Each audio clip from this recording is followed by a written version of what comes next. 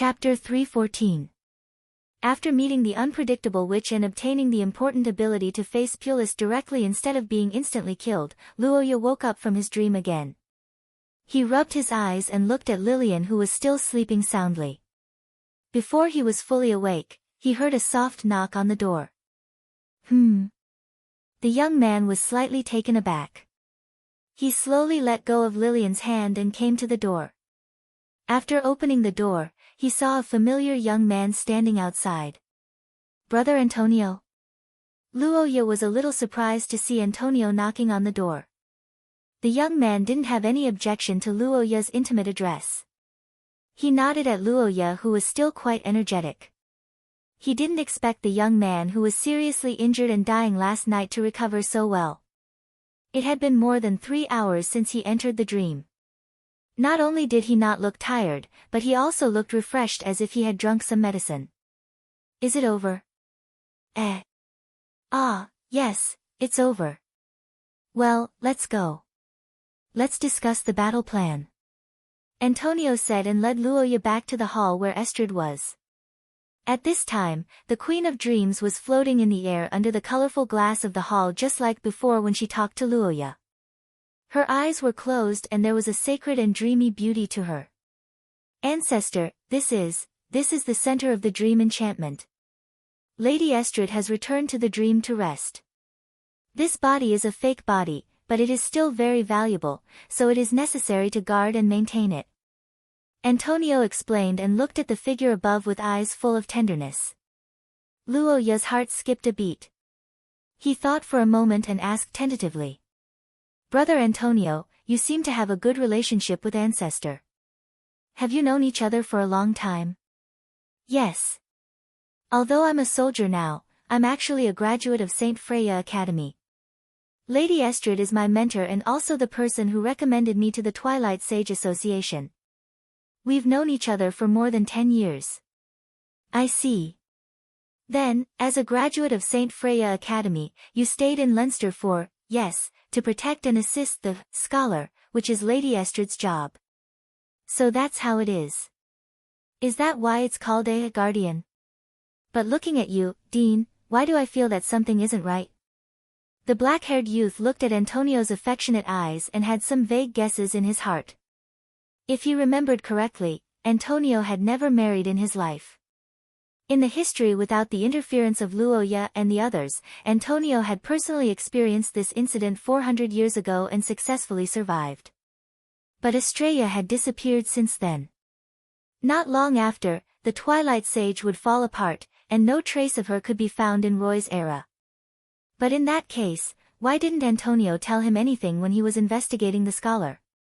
Is it for some special reason? Or is it because he doesn't even trust Roy after the collapse of the Sage Society? Luoya was puzzled, but he didn't expect to get the answer soon. Although it's not right to say this, it's really good that you can come this time. It may not seem like much to you, but Lady Estrid is very happy to see you. Hearing Antonio's words, Luoya widened his eyes slightly. The young man smiled. In fact, before you came, I had some prejudice against your family. After all, you haven't sent anyone to visit teacher in the past few hundred years.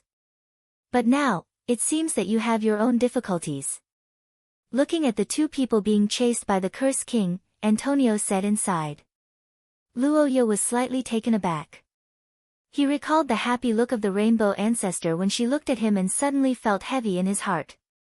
Even with the dream demon bloodline, Estrid's thoughts were still human, and it was obvious that she valued her family and kinship very much. Letting her guard the dream of chaos, alone, not seeing her family for hundreds of years, and even directly forgetting her existence, this kind of behavior couldn't be described as excessive. It was no wonder that Antonio was indignant about it. But, as the saying goes, there are gains and losses. The main reason why Estrid was able to hide until now was that she had cut off contact with the Akate family. In fact, when the eyes of the dark were focused on the Akate family, Estrid was the safest. I've heard about your plan, but unfortunately, Lady Estrid doesn't want to sacrifice you like this, so we will still fight Pulis next. Although you were defeated last night, your efforts weren't in vain. The current Pulist is probably the weakest he has ever been, Antonio said and patted the young man's shoulder encouragingly. Luoya smiled. According to Estrid's speculation, the Cursed King should have fallen because his strength had been declining due to his age in the past few decades. Although Luoya and Lilian were defeated last night, they did indeed force Pulist to fight with all his might. Powerful strength comes with a corresponding price. This was the law of this world, and even the powerful Cursed King couldn't ignore it. Besides, the battle last night wasn't just the first battle between Luoya and Lilian. There was also the second battle where Estrid showed up.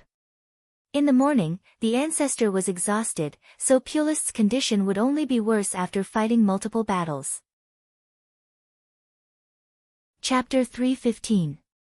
When the sun set, Leinster City, which had been reduced to ruins within a day, also ushered in its own dusk, as if heralding the end of the city. After the initial exodus of residents and the continuous battles and massacres, the entire city, except for the inner city, had turned into a ghost town. The Saint Heroes Society was exterminated as expected by the higher-ups, and the Brotherhood of Redemption had also suffered a great loss. The chaotic streets were littered with corpses, and the stench of blood and decay filled the nostrils, making people nauseous. Occasionally, there would be some survivors who had survived the turmoil, but even these determined and courageous people could not hold on any longer. Under the setting sun, they were either in despair or had gone mad. As the night breeze blew, a layer of eerie blood scent floated out of the city. The darkness that wriggled in the remaining buildings began to release innumerable kin.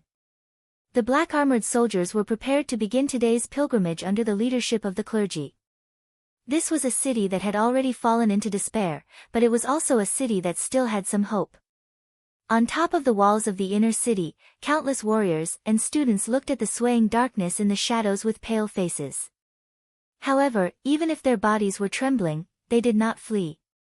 That was because in the academy behind them, a small number of teachers were organizing refugees under the lead of the elves into the misty forest to seek refuge. Many of the residents who ran into the forest were their relatives. Pregnant women and children who were still ignorant of the world were all behind them. When the waves of destruction swept over, as the elite warriors of this era, compared to running away in panic, they wanted to leave behind a blurry back view that they were holding on to something for the future generations rather than running away in panic. Protection and sacrifice, despair and hope, this was the theme of this era. When this theme played in their ears, the warriors might still not be able to face death with equanimity, but even if they were trembling with fear, they would never lack the courage to look it in the eye. Because there were too many things that needed to be defended with their lives.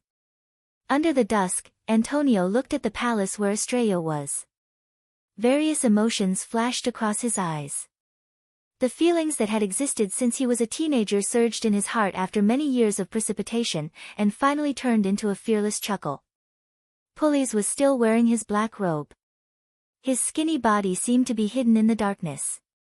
But compared to yesterday, the Cursemancer King, who was walking among the monsters, didn't look good today. The strange green light illuminated half of his face. His green pupils were hidden in his eye sockets. His expression was no longer as gentle as it used to be. Only coldness remained.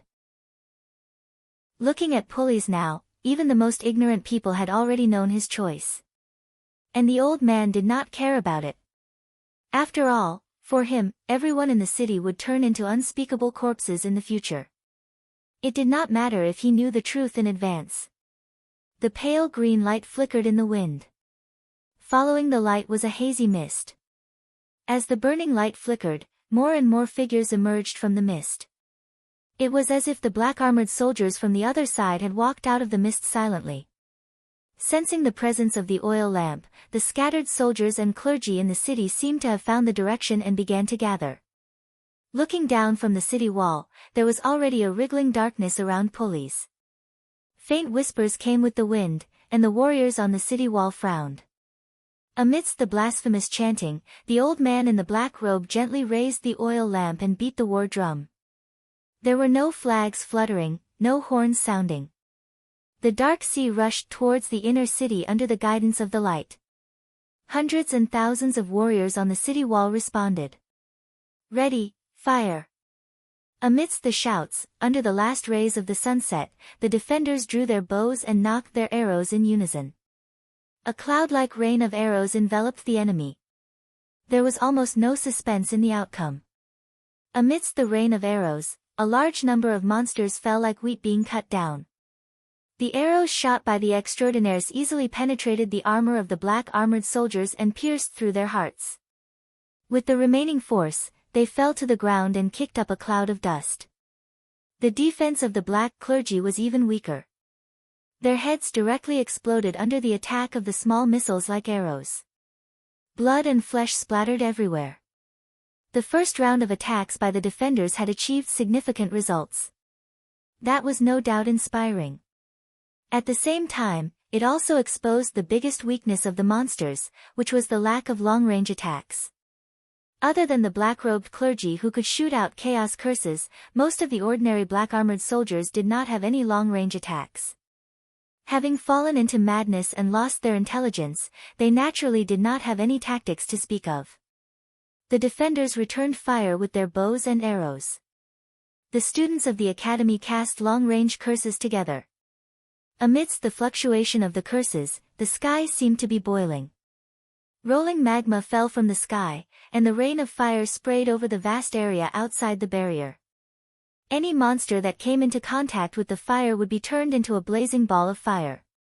However, even with such a large scale of damage, it was still a little powerless in the face of the endless number of soldiers. Thousands of black-armored soldiers fell under the arrows. The tenacious individuals struggled in the blazing fire. However, the monsters behind them continued to surge forward calmly. As time passed, the inventory of arrows was constantly depleted. The faces of the students who cast the curses also turned pale. The heavy breathing on the city wall was getting louder and louder. However, the disgusting murmurs were getting closer and louder. However, in the face of such an unfavorable situation, the exhausted warriors did not despair. Instead, they looked at their commander in anticipation. Under everyone's gaze, Antonio's body did not move at all. It was only when the blasphemous whispers began to become unbearable that the young man calmly gave his order. The structure of the monster's armor was clearly visible to the eyes. Activate, cross-blade light. Cover the area vertically. Fire the flare. Flare. Amidst the shouts of the soldiers, the curse-powered flare on the city wall rose into the sky one after another. For a moment, the city of Leinster was as bright as day. Along with the order to activate, the sound of the defense machinery operating rumbled. The magic elements inside the colorful stones that looked like decorations began to rapidly activate. Under the stimulation of the curses, the colorful killing lights flickered in the stones and gradually turned into a shining cross. Fire! Amidst the shouting of the order, hundreds of cross lights erupted at the same time. The vibration of the volley forced the soldiers on the city wall to support each other. The light of destruction began to spread out from the bottom of the city wall. The torrent of magic elements plowed the ground like a knife and quickly spread out into the distance. The dazzling torrent then rushed into the Black Sea. Countless monsters were cut in half before they could even react. The foul smell of blood continued to explode and spread, and the vast battlefield was filled with crimson marks that looked like the claw marks of a giant beast. Under the power of the fortress curse vessel, Cross-Blade Aura, the outside of St. Freya Academy was almost raised by a layer. The scene of corpses everywhere was probably unsightly in normal times, but now it was a blessing for all human warriors. Oh dash! After a long time of forbearance, the warriors who used the curse vessel to inflict a lot of damage to the enemy raised their swords and cheered. The students also showed excited smiles, but Antonio's cheeks looked grim under the light of the fire. From the beginning of the battle, he knew that the outcome of this war did not depend on these black monsters. The young man's gaze was not only on the battlefield, but also on the old man holding an oil lamp in the distance. The battlefield now seemed fierce, but before Priest made his move, it was no different from before the battle began. Chapter 3:16. In the war, the people's will of unity was naturally commendable. Their determination to risk their lives was equally moving, but everyone had to admit one thing. Some objective existences were difficult to contend with or change by people's subjective will, such as the gap in strength. Boom! Violent thunder exploded in Leinster City for the umpteenth time. The torrent of curse power continued to wash forward like water as if it would never end. The old man with the lantern stood still, but the soldiers and students on the city wall had to retreat in a panic. Antonio, who was at the front of the crowd, looked exhausted. Sensing that the intensity of the white thunderbolts had not changed at all, as if there was no end to them, the young man understood the black-robed old man's intention. Priest was conserving his strength. Facing Antonio, he did not burst out like last night. Instead, he had been maintaining the level of a full-force attack of source rank level 2, constantly attacking. But even so, Antonio was overwhelmed after a long confrontation. After everyone on the city wall evacuated, the solidified space shield finally dissipated. The moment Antonio left, the explosive thunder destroyed the towering high wall, and the collapsed tower rushed into the city with the turbulence. The people's resistance did not stop the steps of the Lord of Curses after all. In the chaotic whispers, the Redemption Legion gathered here began to march toward the broken city gate. They crossed the gap in the city wall to pursue the retreating soldiers and students. Bursts of strange voices came, but the crazy murmurs were offset by the special effect of the dream enchantment. In Estrid's enchantment, people barely gained the ability to resist the murmurs, but even so, they could only fight in close combat for a short time. The retreating soldiers retreated to the second city wall and organized resistance again, but the effect was very limited. Without the strong fortifications and the powerful curse vessel system, the defenders were no longer able to resist the black-armored soldiers that swarmed in. The city walls fell one after another. At midnight, the monsters from hell finally broke through the last barrier and rushed into the college. Behind the innumerable monsters, Priest returned to the academy that was nominally under his charge with an oil lamp in hand.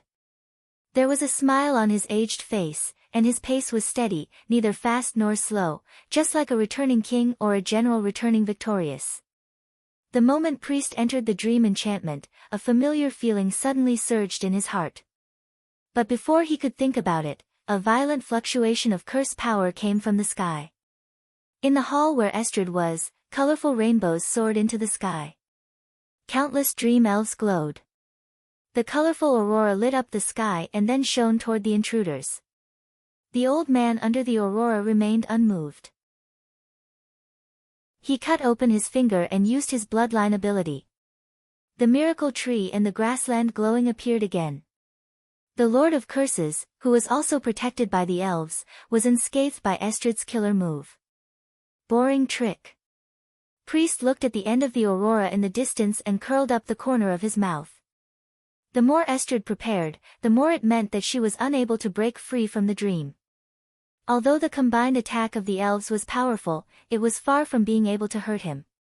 The 100-year wait was finally coming to an end. The Lord of Curses stepped forward again. The ghostly green lamp was surrounded by white fog. The old man who walked out of the fog was like the Grim Reaper, bringing destruction to everyone with him. But the moment he stepped into the nighttime college that was only left with a few lights, Priest's movement paused. A feeling of stagnation and pressure on the heart suddenly appeared in the old man's body. It was the instinctive sense of danger of the Lord of Curses who had experienced countless battles over the years. Its appearance could only mean one thing, and that was the arrival of a crisis. Priest's pupils shrunk in an instant. The next moment, the old man, who seemed to have sensed something, turned his head abruptly. His eyes, which had seen the vicissitudes of life, pierced through the obstacles like an eagle and landed on the top of the clock tower in the moonlit night. It was a figure with an illusory beauty like an elf that no longer existed in this world. The figure was wearing a dark coat, and his body was slightly thin. His skin was slightly pale due to blood loss, and his shoulder-length hair was fluttering in the night wind. His cold and majestic gaze looked down. The moonlight attached to his body, dyeing it with brilliance like a guardian. The moment he saw the familiar yet strange figure, Priest's eyes widened abruptly. The Lord of Curses naturally would not lose his composure because of the change in his enemy's appearance. What really made him feel strange was Luoya's eyes.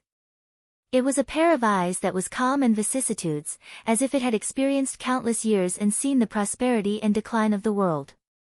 The bright color in the golden eyes seemed to have been erased by time, leaving only the dim color of dusk.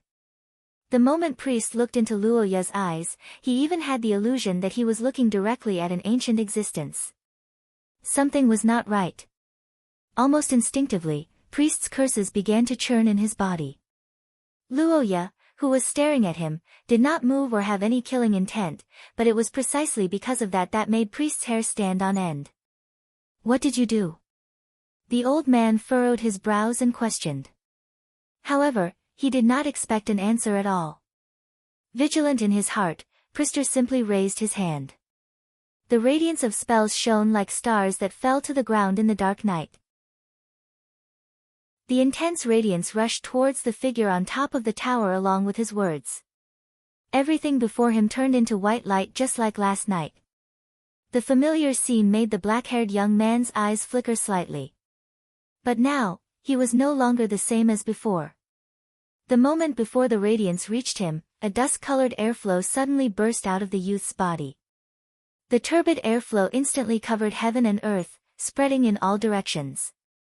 The dust-colored hurricane firmly withstood priest's attack, and then turned it into nothingness as if wiping away dust. However, that was not the end. As the night wind blew, the sound of the wind was heard.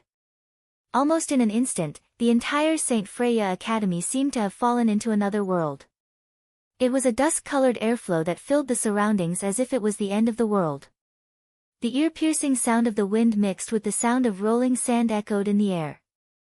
The call of death filled the surroundings as if it was right beside one's ears. The old man in the black robe looked at the scene in front of him and frowned in surprise. However, he did not unleash his curses like he did when he faced the freezing air of the frozen earth. Because unlike the freezing air before, the dust-colored airflow did not attack in a straight line but was everywhere. "I see. I didn't expect you to have obtained a new power." The old man in the black robe's face gradually turned gloomy in the sandstorm. Thick curses began to accumulate in his body. In just a short day, Luoya had undergone such a huge change. This situation surprised him, and at the same time, it also aroused the murderous intent in priest's heart. As expected, this family member must be dealt with, or else there would be endless trouble in the future. Fortunately, everything was not too late. Chapter 3:17. In the sky, the mist of dusk seemed to have sensed the will of its master and began to gather together. Thick waves of curse power gathered into countless tornadoes and turned into the spear of chaos as the black-haired boy moved. It was an invincible blade that could erode and shatter anything in its path. It was an unstoppable wind of destruction. When the power of the heavens descended, the surrounding space seemed to have solidified. Countless wind blades whistled towards Priester as if they were responding to each other. Facing the attack from the 6 calamities, that was difficult to defend against, Priester's skinny body seemed to have returned to his prime under the replenishment of curse power. He raised his long staff, and countless elves flashed around him. The galaxy seemed to have reversed at this moment, and the white light that devoured everything reappeared in the world. A fierce battle took place in St. Freya Academy. The curse power that devoured each other collided with each other. Luoya, who had the help of the witch's blood and Lillian, could feel that he was stronger than ever. The abundant curse power supported him, and it was even stronger than when he received Pei Tila's blessing. The golden pupils of the boy floating in the sky lit up like candlelight amidst the vibrations of the source form. He reached out his palm, and the crown stone that he released with all his might seemed to have released an ancient monster into the world. In the haze, a vague figure appeared in the sky. It was a giant whose face could not be seen clearly, and it was also the one who summoned the dead in the ancient records. The moment he saw the yellow figure in the sky, Priester's eyes lit up. He finally understood what Luoya was relying on. "Is this the basis for your arrogant words?" The legendary monster that destroyed many ancient civilizations, one of the messengers of the Mother Goddess, the Wind Summoner. That is indeed a synonym for terror. Priester looked up at the giant monster that was formed by the endless wind and said so. He then looked down at the boy in front of him. The power of the crown stone, as well as your miraculous spell that allowed you to stack the power of those with the same bloodline to surpass the 3rd level of source rank is indeed beyond my expectations, but who gave you the misconception that reaching the 3rd level of source rank can threaten me? Origin rank 3. You're only qualified to stand in front of me. The old man's voice thundered as he raised his staff.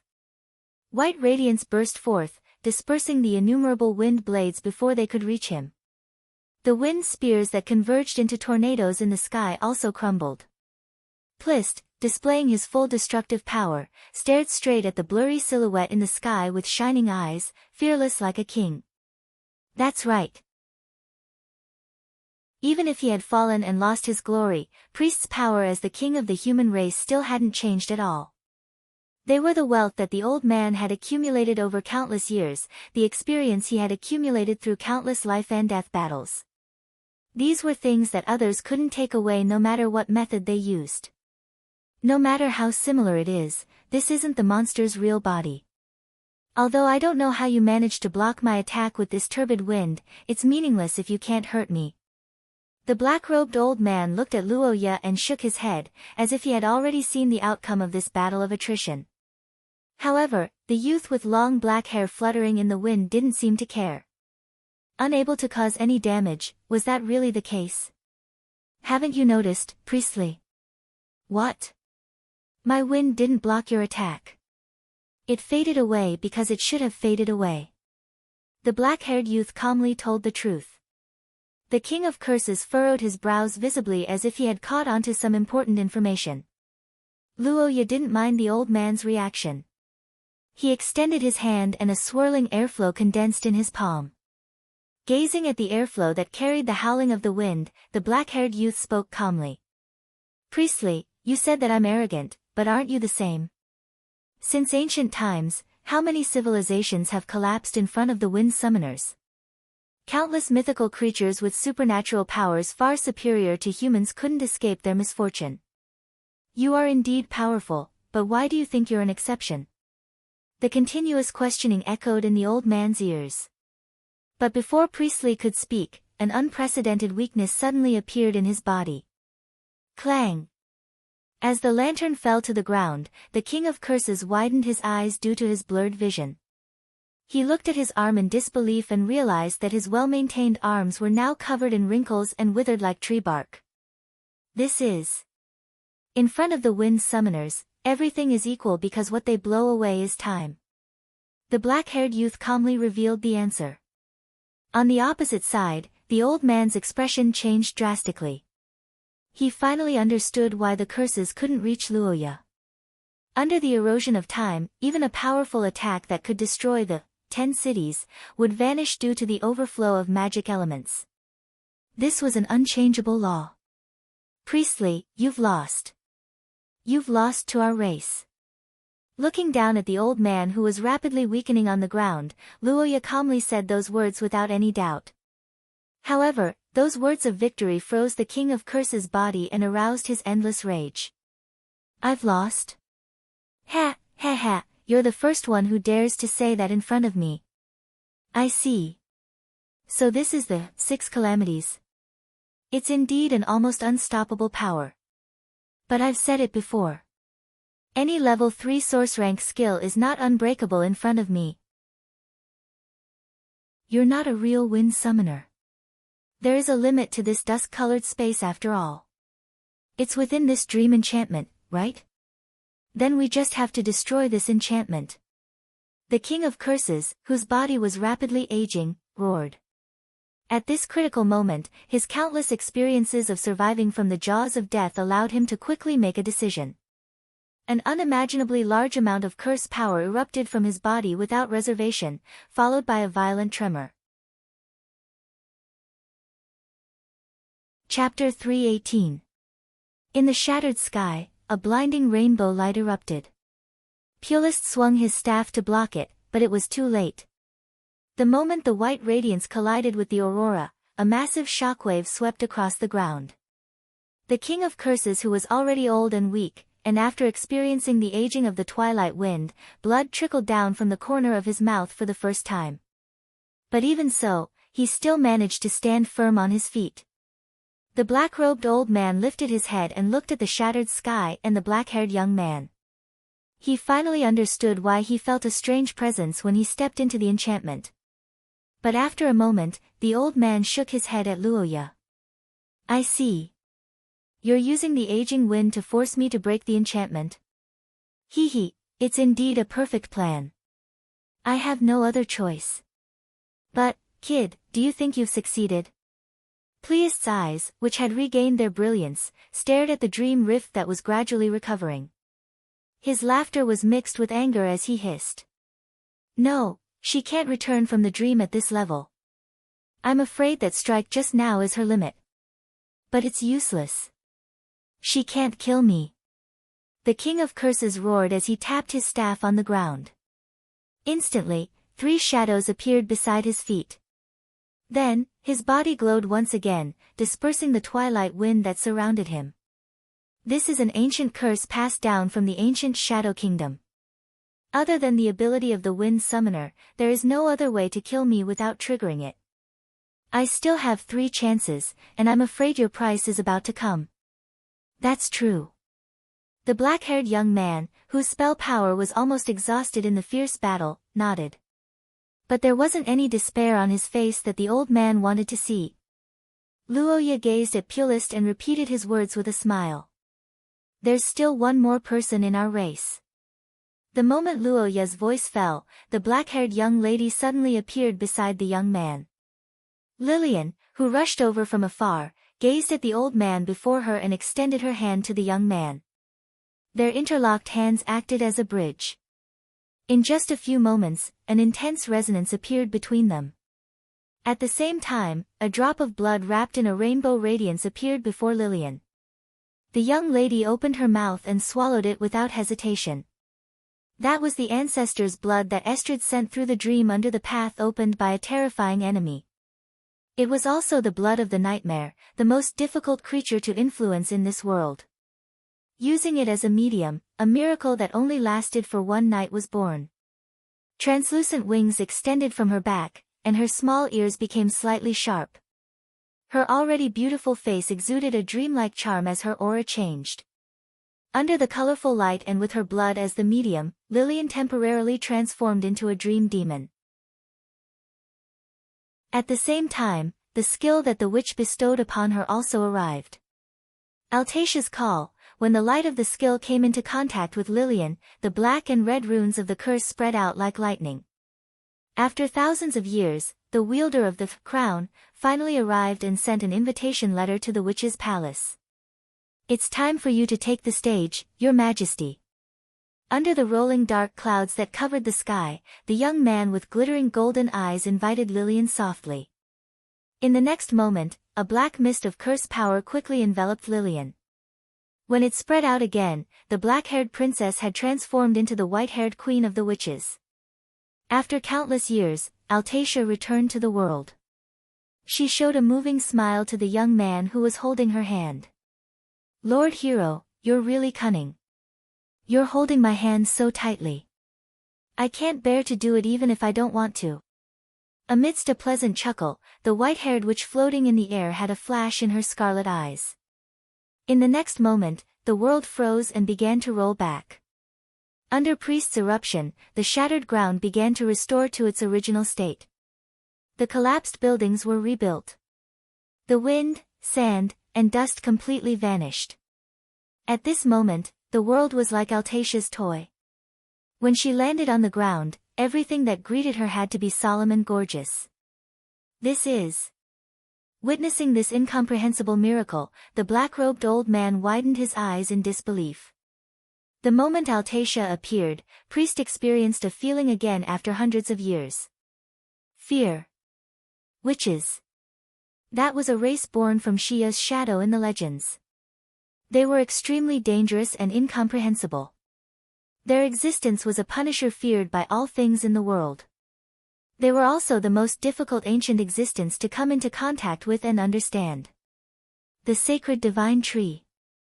Sensing the unimaginable danger, Priest immediately understood the current situation. The pressuring death omen made him decisively choose to strike first. As he shouted, blood gushed out of the old man's orifices. He paid a huge price to turn it into power as he fully activated the absolute defense brought by his bloodline. The sacred giant tree was uprooted from the ground in an instant. The glowing elves resonated together. An altar rose where Priest was. The shadows of the gods that had been resting in the sacred tree since ancient times awakened one by one to provide him with protection. Under the divine light, the old king of curses pointed his staff forward.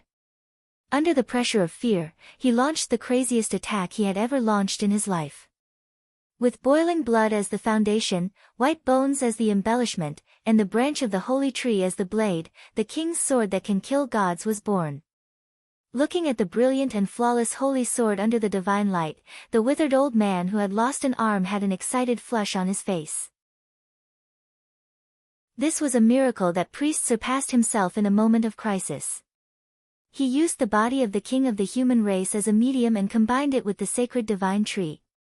When it was completed, the shadows of the 12 ancient gods on the altar blessed him, and the sacred sword shone with endless brilliance. He could win. Chapter 3:19. Under the night sky, thick smoke billowed out of the burnt paradise.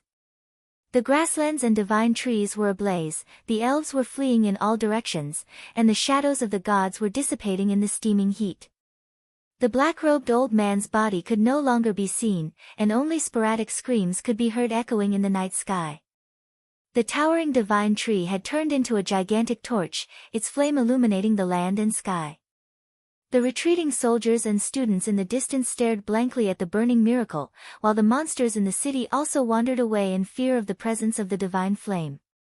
Looking at the first flames of karmic retribution, the black-haired young man was speechless. He knew that everything was over. The powerful human king who had committed numerous crimes had disappeared in the flames of the fallen gods. Even if there was an ancient spell that could resurrect him, it was useless. Under the flames that would never be extinguished until they were burned, resurrection would only prolong the pain. It was the grave of a fallen king, and also the end of an era. Priest's ending was lamentable, but what made Luoya ponder the most was the moment when he faced the immense pressure of Altacia and went beyond the limits of self-forging the divine sword. At that time, Priest who had triggered the ancient gods on the altar temporarily regained his youth, which meant that his bloodline ability seemed to have a greater possibility other than allowing him to live longer. It was not impossible for a withered tree to be rejuvenated, but he who cherished his life and feared death probably did not face death again after reaching Source Tier 1. Priest who enjoyed peace, hated aging to the point that he did not hesitate to fall and betray the entire human race, probably did not expect that the thing he gave up everything to pursue was actually in his body. It was just that without the struggle under extreme pressure, he did not have the final possibility to unlock his bloodline. If Priest had been on the front lines and sacrificed himself for the sake of the survival of humanity, he would probably have become another hero's story now. However, the wise old man did not learn some simple things. Responsibility and obligation, dedication and sacrifice. These were words that had no fate with Priest, and also destined his ending. The black-haired young man sighed inwardly as he stared at the flames of karmic retribution. However, the white-haired witch beside him was frowning unhappily. For Altacia, who had not returned to the world for a long time, her opponent had died a little too quickly. If you weren't in such a hurry to attack me, you could have played a little longer. Most of the disobedient are really stupid. The witch queen sighed in boredom. Even if Luoya was close to death, this fierce battle was nothing more than a game in Altacia's eyes. From the moment she appeared, the outcome was already decided. However, it's really wonderful. Is this the bloodline of the Akate family? Altacia lowered her head and looked at her own hands. Then, she gently clenched her fists and experienced the wonderful feeling that was completely different from her own body. The witch narrowed her eyes in enjoyment. What a rare experience. However, because the origin substance is different, it should be quite different from Sir Hero's orthodox method. Unfortunately, I can only experience it for one night. The white-haired witch stroked her cheek as she spoke. Upon hearing this, Luoya turned his head to look at Altacia. After a long time, he could not help but ask, "Aren't you angry?" The black-haired young man looked at the witch queen.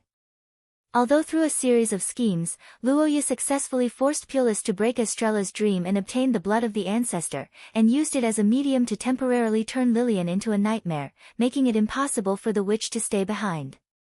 However, due to her promise, Luoya was not optimistic about Altacia's personal feelings. After all, strictly speaking, the witch was deceived by him. And this deception did not start from this battle, but even earlier, when Luoya saw her for the last time.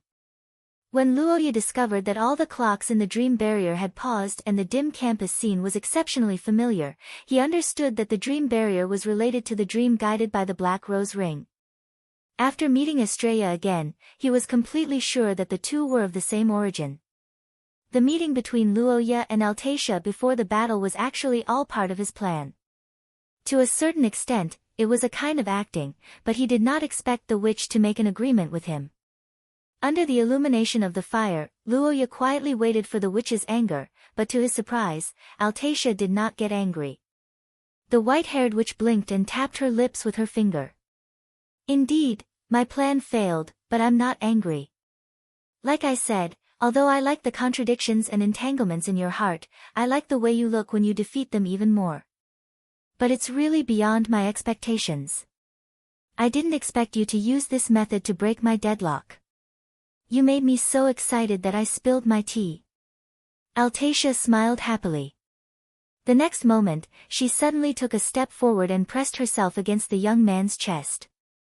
She looked at Luoya, who was pushed back by something inexplicably soft. She narrowed her eyes and whispered seductively. At that time, Altacia was really contradictory. She knew it was a trick, but she had to go because of the constraints of the agreement. She actually used this method to torture me. Sir Hero is really evil. However, it's really interesting, so this time, I'll treat it as a reward for Sir Hero. The witch queen smiled and pointed her finger at Luoya's chest. The black-haired young man was silent for a moment before smiling. "Thank you so much. Then, after the lady, let me fulfill the agreement," Luoya said and took a step back, then smiled and stretched out his hand. The witch who saw his action was stunned for a moment and realized something. "Contract?" "Yes, although that world is gorgeous, it's too boring for you." "Indeed, and after Sir Hero used Altacia violently, she can't leave." Chapter 320. Under the radiance of the morning sun, Estrid heaved a sigh of relief as she gazed at the fallen tree that had turned into ashes. On the other hand, Lillian widened her eyes and blushed. Pregnant? Wife? Ancestor, what are you talking about?" Of course, it's between you two. It's fine. You don't have to be shy. I know. Between us? Sigh, Lillian, you have to understand. We didn't have this plan when he came to find you. Luoya's situation was really dangerous at that time and the Akot family might really have no descendants. But don't worry. Although he did it as a precaution, he definitely has feelings for you. I can see that. The black-haired woman revealed an "I understand" expression and didn't mention that she was the one who instigated it. The intelligent young lady gradually guessed the truth from Estrid's words. Wait, could it be that when Luoya came to visit me, he wanted to? Lillian, who thought of something, looked at the young man who was talking to Antonio in disbelief. Her brain began to heat up rapidly. Estrid smiled, held Lillian's hand, and comforted her under the young lady's dazed gaze. You two will reach this step sooner or later. It's just that this matter sped things up a little. It's nothing. No, I am just a brother and sister. Didn't you guys kiss so passionately just now? Estrid's rhetorical question turned into an arrow that shot straight into Lillian's heart. The young lady's cheeks blushed and her lips trembled, but she couldn't utter a word. The woman with rainbow-colored eyes revealed a smile of an elder. Isn't it great? After all, you two are only related by blood. Although it's a fated connection, it's incomprehensible for people who haven't experienced this feeling. Only after marriage will they treat you two as a family. Huh?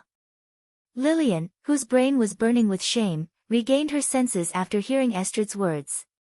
She looked at the ancestor beside her and suddenly fell into deep thought. Indeed, blood relatives were probably just an incomprehensible coincidence in the eyes of outsiders. In other words, I must form an intimate relationship with Luoya that outsiders can understand. But marriage, what if we don't get married? Not getting married? What are you talking about? Looking at Lillian, who seemed to be troubled by something, Estrid blinked and couldn't help but frown. If you don't get married, what about the child? No, that's why there are no children, even without the child. Do you think your relationship can last long if you don't get married? Huh? The black-haired girl widened her purple eyes upon hearing Estrid's words. The woman with rainbow eyes held her forehead helplessly. You're obviously very smart, so why would you make such a mistake? If that kid really marries someone else, what will you do? Of course I am. Wait, halfway through her words, the girl's purple eyes narrowed slightly.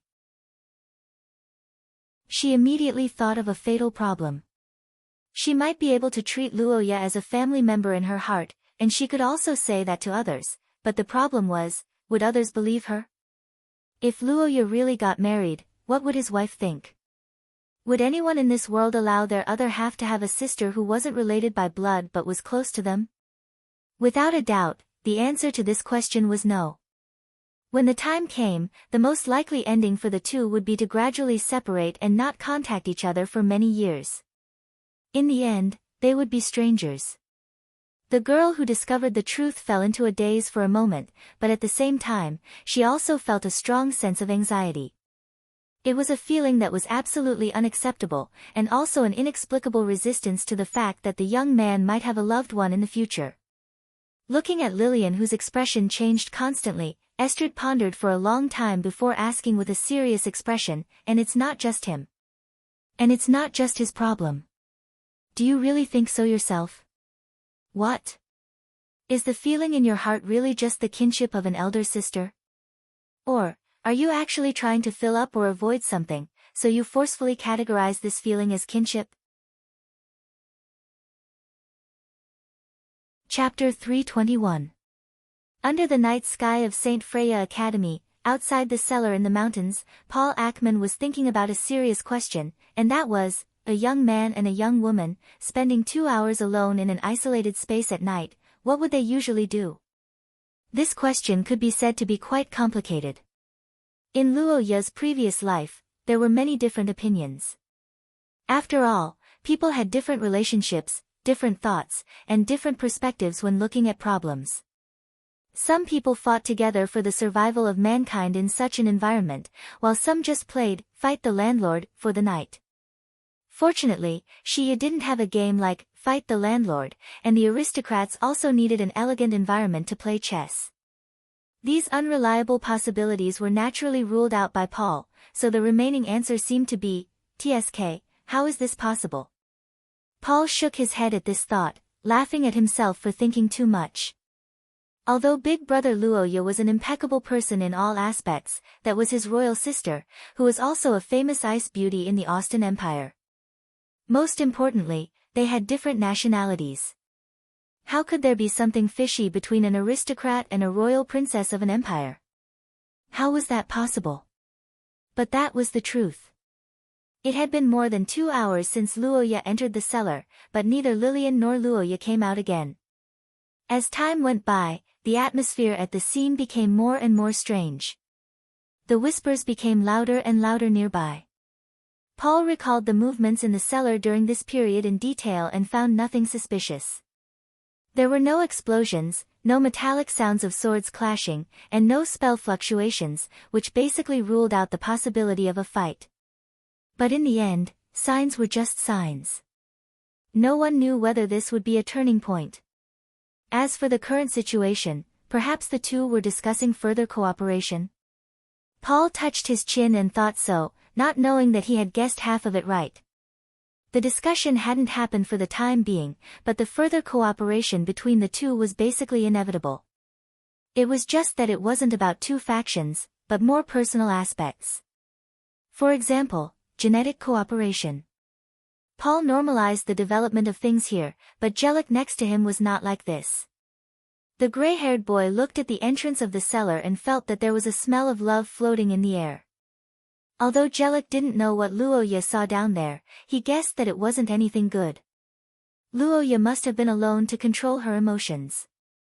The fact that Luoya dared to go down alone at such a time actually explains some things. Normally speaking, even if they knew that Lillian was in a bad mood, they would avoid it if they weren't close enough. Even Paul, who was a relative in name, hesitated and didn't stand up for Lillian when she was in trouble. However, Luoya didn't seem to have any hesitation and went down directly. What was it that needed to be discussed to such an extent? Besides, if they really wanted to talk about something important, shouldn't they wait until the other party calmed down? There was no doubt that this was somewhat unreasonable, and another explanation was more likely. That was, the minister was there to comfort Lillian. But if that was the case, it was too different from how they usually had nothing to do with each other. Thinking about it this way, there were very few people in Chris's classroom. Would they be the type who had a good relationship behind closed doors? So after Paul, Jellic also guessed part of the truth, but he still wasn't quite sure. If the door was closed, the relationship between the two wasn't as simple as having a good relationship. The two from the consulting department who had already guessed it didn't mean to be too anxious. Paul and Jellic weren't anxious, but the members of the Purple Rose faction were a little restless. 2 hours didn't seem like a long time, but it was inconceivable to the guards who had followed Lillian for many years. After all, no matter what kind of difficulties she faced, Lillian had never been able to calm down for more than an hour. Of course, the most important thing was that Lillian wasn't alone. Luoya was still inside. The unprecedented situation made the personal guards gradually anxious. But when they recalled Lillian's order at that time, no one dared to directly disobey it. After thinking for a while, the Purple Rose faction stared at Paul. Although they were unwilling, if there was anyone present who could enter the cellar to check out the situation, it would undoubtedly be Paul. Whether it was his identity as the Aikman family or his position as the deputy minister of the consulting department, he was very suitable. Besides, Lillian's order didn't include Paul. With several reasons added together, Paul and Aikman accepted the order and went down into the cellar under everyone's expectant gazes. At this time, in the depths of the cellar, after the returning light had been extinguished for a long time, the two figures gradually began to regain consciousness. Lillian's consciousness woke up in a haze. The first thing she felt was the coldness of the ground and the pungent smell of blood. The young lady blinked in a daze. Then, her purple eyes gradually widened. She sat up abruptly and looked to her side. The moment she saw another familiar figure not far away, she heaved a sigh of relief and almost cried tears of joy. They're back. They're really back. The two of them are back together. After experiencing a thrilling adventure on the edge of life and death, the two of them returned in one piece. This ordinary wish was once an extravagant wish in that historical fragment. And the moment it came true, even Lillian couldn't help but feel excited. The young lady struggled to stand up and pounced on the young man beside her. Luoya also seemed to sense the movement nearby and gradually opened her eyes. Senior, yes, we're back. Chapter 322. What kind of creature is this? Is there such an adorable creature in the world? Lillian's almost frozen mind thought as she looked at the unconscious young man in her arms. She had fair and tender skin, cute and nimble long eyelashes, cherry-colored lips and small ears. Her messy black hair paired with her gentle and beautiful appearance made it hard for people to tell whether she was a man or a woman. Her soft and supple body made people want to hug her. Lillian looked at the young man and suddenly felt her mind hazy as if he was tempting her to kiss him. However, the young girl who had just lowered her head suddenly came back to her senses. No. How did Luoya turn into a child? This is... Lillian called out the young man's name as she recalled how abnormal the situation was. She panicked for a moment. Although his appearance had changed greatly and his age did not match, Lillian was certain that the child in her arms was Luoya, Akut. This was a fact told to her by her almost imperceptible bloodline. However, even so, Lillian was still unable to accept it. Luoya became smaller. How was this possible? Over the millennia, the extraordinary individuals of Shia had developed thousands of curses. However, no matter if it was the curses themselves or the side effects, very few of them were related to time and space. Lillian had heard that the side effect was aging, but she had never heard of shrinking. It had to be said that the crown stone's situation far exceeded Lillian's imagination. The side effects were also extremely severe. The black-haired young girl hugged the young man and roughly sensed Luoya's condition. The current Luoya had almost no curses on his body. Although the power of his bloodline still existed, it was maintained at an unprecedentedly low activity level. If Lillian's guess was correct, the young man had most likely lost his supernatural powers and returned to his childhood state. It was unknown how long this situation would last. After inspecting the young man's body, Lillian fell silent for a moment. The current situation was undoubtedly severe, but for some reason, she felt that it was more than that. When Lillian first saw Luoya's appearance, she was stunned and couldn't help but want to get close to her. At that time, she thought it was the effect of her bloodline. But when she discovered that Luoya's bloodline activity was extremely low, she felt that something was wrong. It seemed that it wasn't just becoming smaller. In a way, becoming smaller was also becoming younger. Was this really a side effect? There seemed to be something even more deadly. With that thought in mind, Lillian reached out her hand to caress the young man's cheek. But the moment her fingers touched the tender skin, a strange feeling appeared in her heart. It was a strange temptation, a desire that seemed to originate from human instincts to get close to the young man. Just by touching him, Lillian felt a subtle change in her body, as if she had gained some inexplicable vitality. The strange feeling caused the black-haired girl to frown and think deeply. After a moment, the princess who thought of something slowly widened her eyes. Wait. Could it be that he's leaking time? Lillian finally discovered the truth of the matter. Her purple pupils suddenly shrank, and her face visibly paled within a few seconds. Her lips also began to tremble slightly. Oh no! A strong sense of danger flashed through Lillian's mind, and it rapidly expanded. To put it simply, leaking time was actually sharing time with others. Even though Lillian didn't know if this effect was permanent or temporary, there was one thing that was without a doubt: the ability born from this side effect was a disaster. If there were any abilities in this world that could consign the user to eternal damnation, then the ability to restore one's youth would definitely be at the top of the list. Even in Shia, where supernatural powers existed, most of the higher-ups and rulers of the races couldn't escape one thing: aging. No matter if it was a proud warrior, a saint who saved the world, a criminal who committed heinous crimes, or a traitor of the race, they were all equal in the face of time. Millions of years had passed, and the dragons that soared in the sky had vanished. The giants that galloped across the land had also vanished without a trace. Even for these mythical creatures with lifespans of tens of thousands of years, time was an existence that they could only shake their heads and sigh.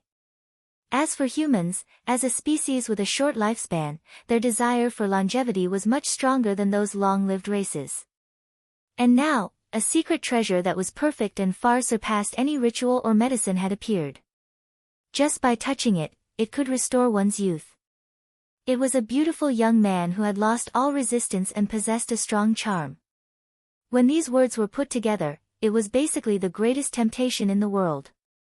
The noblewomen of the Austin Empire would definitely go crazy over this. In the face of such temptation, all friends could become enemies. The Akot family's bloodline was indeed powerful, but Luoya was far from reaching the end. At least for now, he was still unable to protect himself, especially in this young state. If he was caught by someone with ulterior motives and controlled by medicine or curses during the side effect period, the consequences would be unimaginable. Absolutely not. Absolutely not let anyone know about this. Lillian's face was pale as she trembled and stroked the young man. She forced herself to calm down. The first thing she could be sure of was that she couldn't stay in the academy any longer. There were too many people here who knew Luoya, and information could be leaked at any time. And if Lillian recalled correctly, Luoya had indeed told her that there were more than one evil cult members in the academy.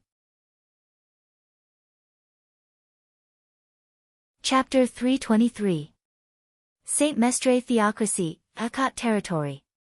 Under the light in the study, a silver-haired girl was carefully studying the report in her hand, and next to her hand was a large number of documents that had been processed. It was early summer, and the climate in Akot territory was mild, so there was no curse vessel to maintain the temperature in the house. The window of the study was open, and the night wind blew through the gauze curtain, making people feel cool. Under the soft moonlight, Ai Lizzie wore silver-framed glasses on the bridge of her small nose. She looked at the documents in front of her with a calm and elegant face, but her heart was full of emotions. Sure enough, my elder brother is a genius. Looking at the financial report in her hand, Ai Lizzie sighed a little, and her heart was full of admiration for Luoya. It had been more than 2 months since Luoya left Akot territory to study at St. Freya College. The only member of the Akot family in Akot territory was his daughter, Ai Lizzie Akot. After her elder brother left, Ai Lizzie naturally took over Luoya's previous work and continued to lead Akot territory on the path set by Luoya. Originally, Luoya was very hesitant about Ai Lizzie's succession. One of the main reasons was that Ai Lizzie was too young and had not yet reached adulthood. Her usual personality was so soft that she might be deceived and wronged as a leader due to her lack of prestige. Another reason was that the girl had never been involved in the family's internal affairs. Although Luoya had always treated Ai Lizzie as an irreplaceable family member and was almost infinitely tolerant and spoiled, Ai Lizzie was very strict with herself, especially in the internal affairs. She had never been arrogant because she was spoiled. The management of military intelligence was also a task given by Kadia. Therefore, Ai Lizzie, who usually did not go out, had limited knowledge of the great development in the territory in recent years. However, because she couldn't easily hand over the family to an outsider, and also because she didn't want to appear useless, when Luoya was hesitating, the girl took the initiative to take on the burden of the family for the first time. Luoya was surprised, but in order to encourage Ai Lizzie, he immediately agreed. As a result, Ai Lizzie became the de facto leader of Akot. After taking over the position of Luoya, the girl truly experienced her elder brother's talent. Not to mention the other familiar policies, just the financial report in his hand was far beyond Ai Lizzie's imagination. During Luoya's tenure, he had formulated many general policies for the Akot territory. He had also reformed the accounting system and invented a new system called the 3-column accounting system. Originally, the Akot territory would take 2 months at the end of each year. With this new accounting system, a dozen people could sort out the financial data in half a month, saving a lot of time and manpower. There was no doubt that this was a highly professional and genius invention in the industry. However, when this method was first introduced, it was said that many people were against it. The objectors thought that there were benefits to using this method, but it was likely to cause a large number of financial staff to lose their jobs, which would negatively affect the territory. This concern became a mainstream thought, even to the point that the financial officer had to look for Luoya to discuss it. However, after listening to the financial officer's report, Luoya laughed. "Don't worry, it won't happen. You will only get busier."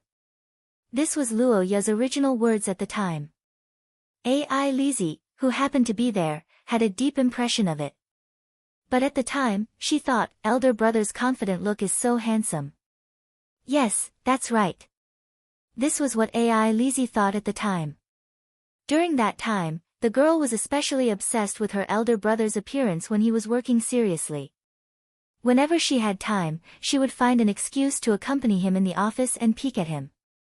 Without a doubt, that was a period of time that made her heart beat wildly.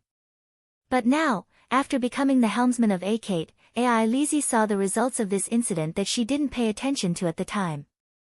Luo Ye's words that no one understood at the time and were only used as comforting words came true.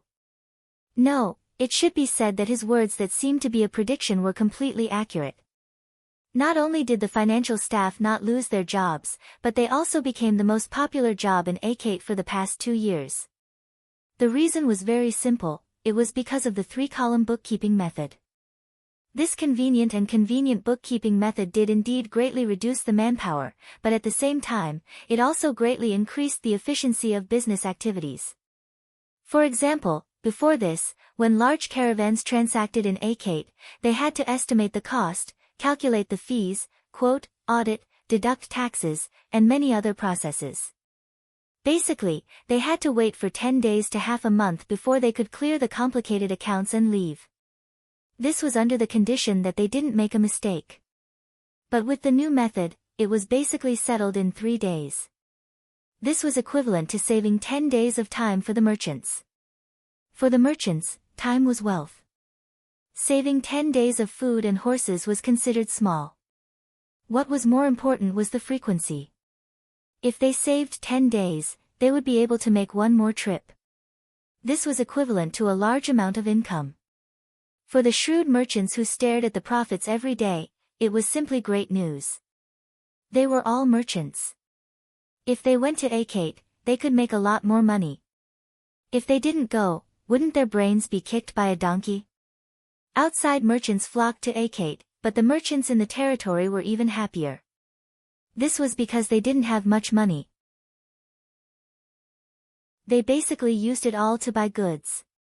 If they didn't pay the bills, they wouldn't have any cash flow. They didn't have a single cent on them, so they could only wait for the financial staff. But now that this time was greatly reduced, they could also engage in more business activities. Then, of course, with more business activities, there would be more jobs, and the flow of goods and materials would be faster. In the end, you wouldn't be able to pay the bills, right? Do you need a financial staff? Yes, this was the reason why financial staff were so popular. When Ai Lizzie sorted out this logic, she also deeply understood one thing. That was, her elder brother was really a genius. Ai Lizzie believed that if it wasn't for the burden of the Akate bloodline, her elder brother who was focused on business could even build the Akate family into a big family like Seraphia. At that time, Ai Lizzie would become the guardian of the family and live happily with Luoya who was just an ordinary person. TSK, wouldn't it be perfect? Every time she thought of this possibility, Ai Lizzie felt bitter. However, there were no ifs in reality. Luoya had already awakened, and the fox spirits came one after another. Thinking of the blonde princess and the reddish-brown young lady, Ai Lizzie's heart was in a mess. She couldn't look at the documents in her hands anymore.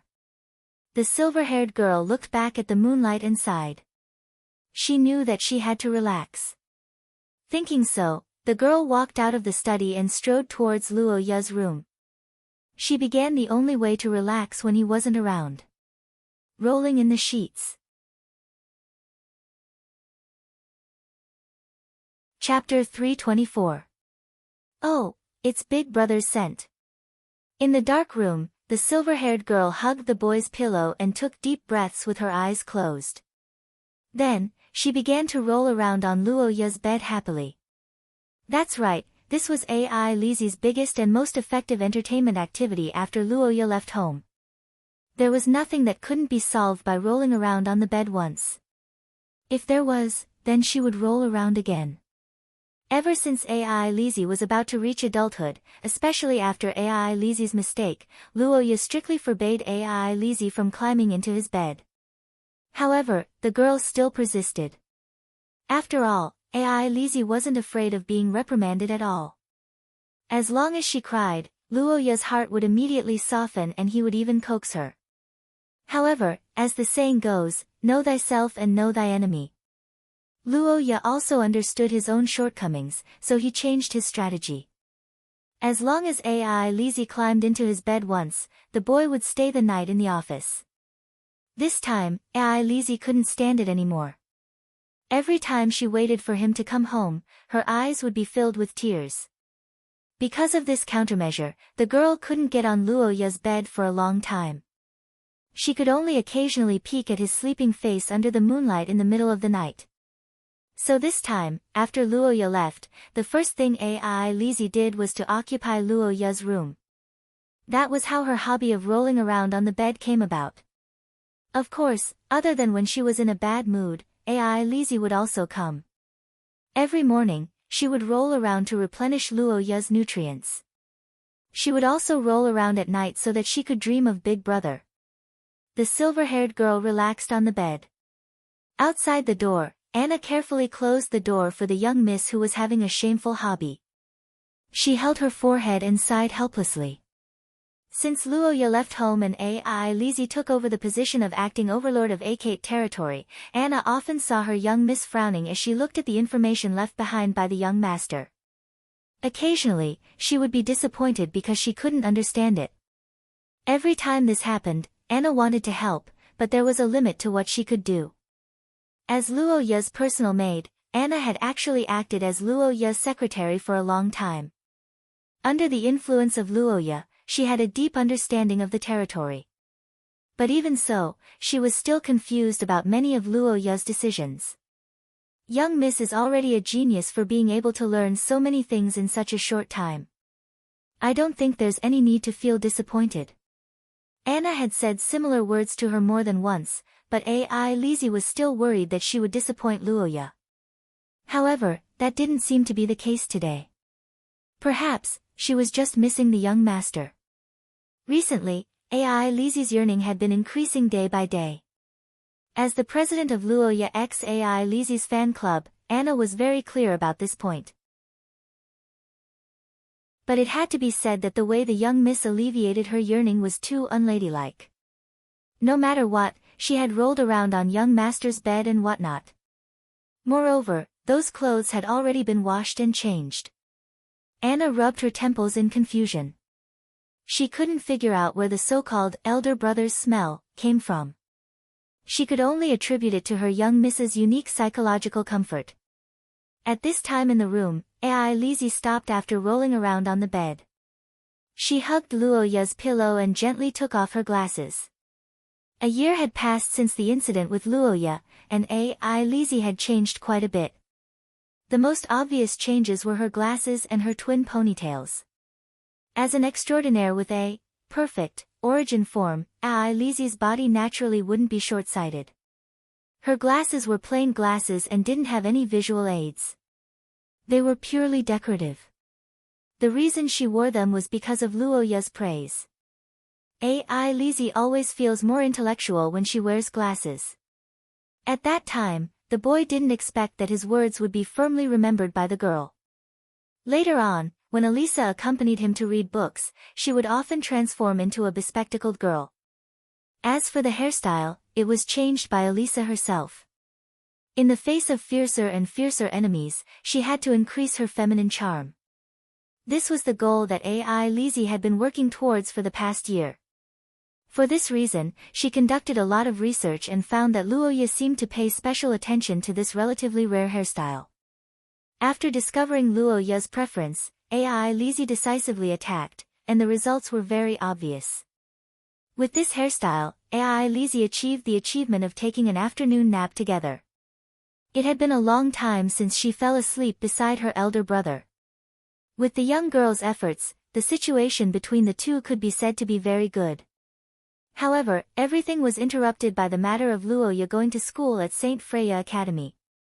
Ai Lizzie couldn't do anything about it. She could only manage the territory well and wait for Luoya to come back for the holidays to reward her. As for the matter of Noah Iyer and Xia Luot being at the academy, Ai Lizzie was naturally unwilling to accept it. However, she wasn't too worried about it. After all, Xia Luot and Noah Iyer were both by Luoya's side at the same time. Ai Lizzie knew all too well what would happen. Of course, it would be to drag the other party down. If it was anywhere else, the Saint Maester Empire might be able to suppress the Rose Commercial United Nations. However, this was not necessarily the case at St. Freya Academy because the Sorofia family was the school's biggest financial backer. In other words, Xia Luot had a certain home advantage. When the time came, when the two of them fought fiercely, there was a 99% chance that the other party would benefit. And who would that other party be? Wasn't it obvious? Thinking of this, the young girl slightly puffed out her chest and revealed a smile as if everything was under her control. In an academy full of outsiders, who would have a better reason to get close to Luoya than her in the name of family? When school starts next year, it will be the time to kill and reach the top. What noa ire, Xia Luot, it's just so. Hee, it's settled. Ai Lizzie hugged the pillow and revealed an expectant smile. Then, she remembered another piece of information. Oh, right, they still have an enemy. Chapter 325. Thousands of miles away, when the two girls who discovered Luoya's situation were performing the same dream in the same world, in the cellar, the black-haired boy was shivering in a dark corner. Paul Aikman, at this time, felt that he had reached the fork in his 16 years of life. Not long ago, Paul, who was entrusted by both the security department and the consulting department to inquire about the news, went down to the cellar. Originally, this trip was not a big deal, but what the boy didn't expect was that he accidentally witnessed something that shouldn't be seen. Due to the nauseating bloody smell in the cellar, Paul began to feel nauseous not long after he went down for the second time. He had to hold his breath and endure the nausea to move forward, so he didn't call out the names of the two people below. But he never expected that when he crossed the bloody cellar to the deepest part of the two people, he would see that scene. Under the faint light in the cellar, Paul did vaguely see his sister, the Austin Empire's Empress, Lillian Aikman, pouncing on someone and taking off their clothes. Hearing the sound of clothes sliding, Paul was dumbfounded. He stuck his body firmly to the wall and didn't dare to move. He didn't expect that his respected big brother Luoya and his sister were really doing this kind of thing underground for 2 hours. This, aren't you guys too picky about the environment? No matter what, here. Wait. It seems that because of this place, no one else doubts it.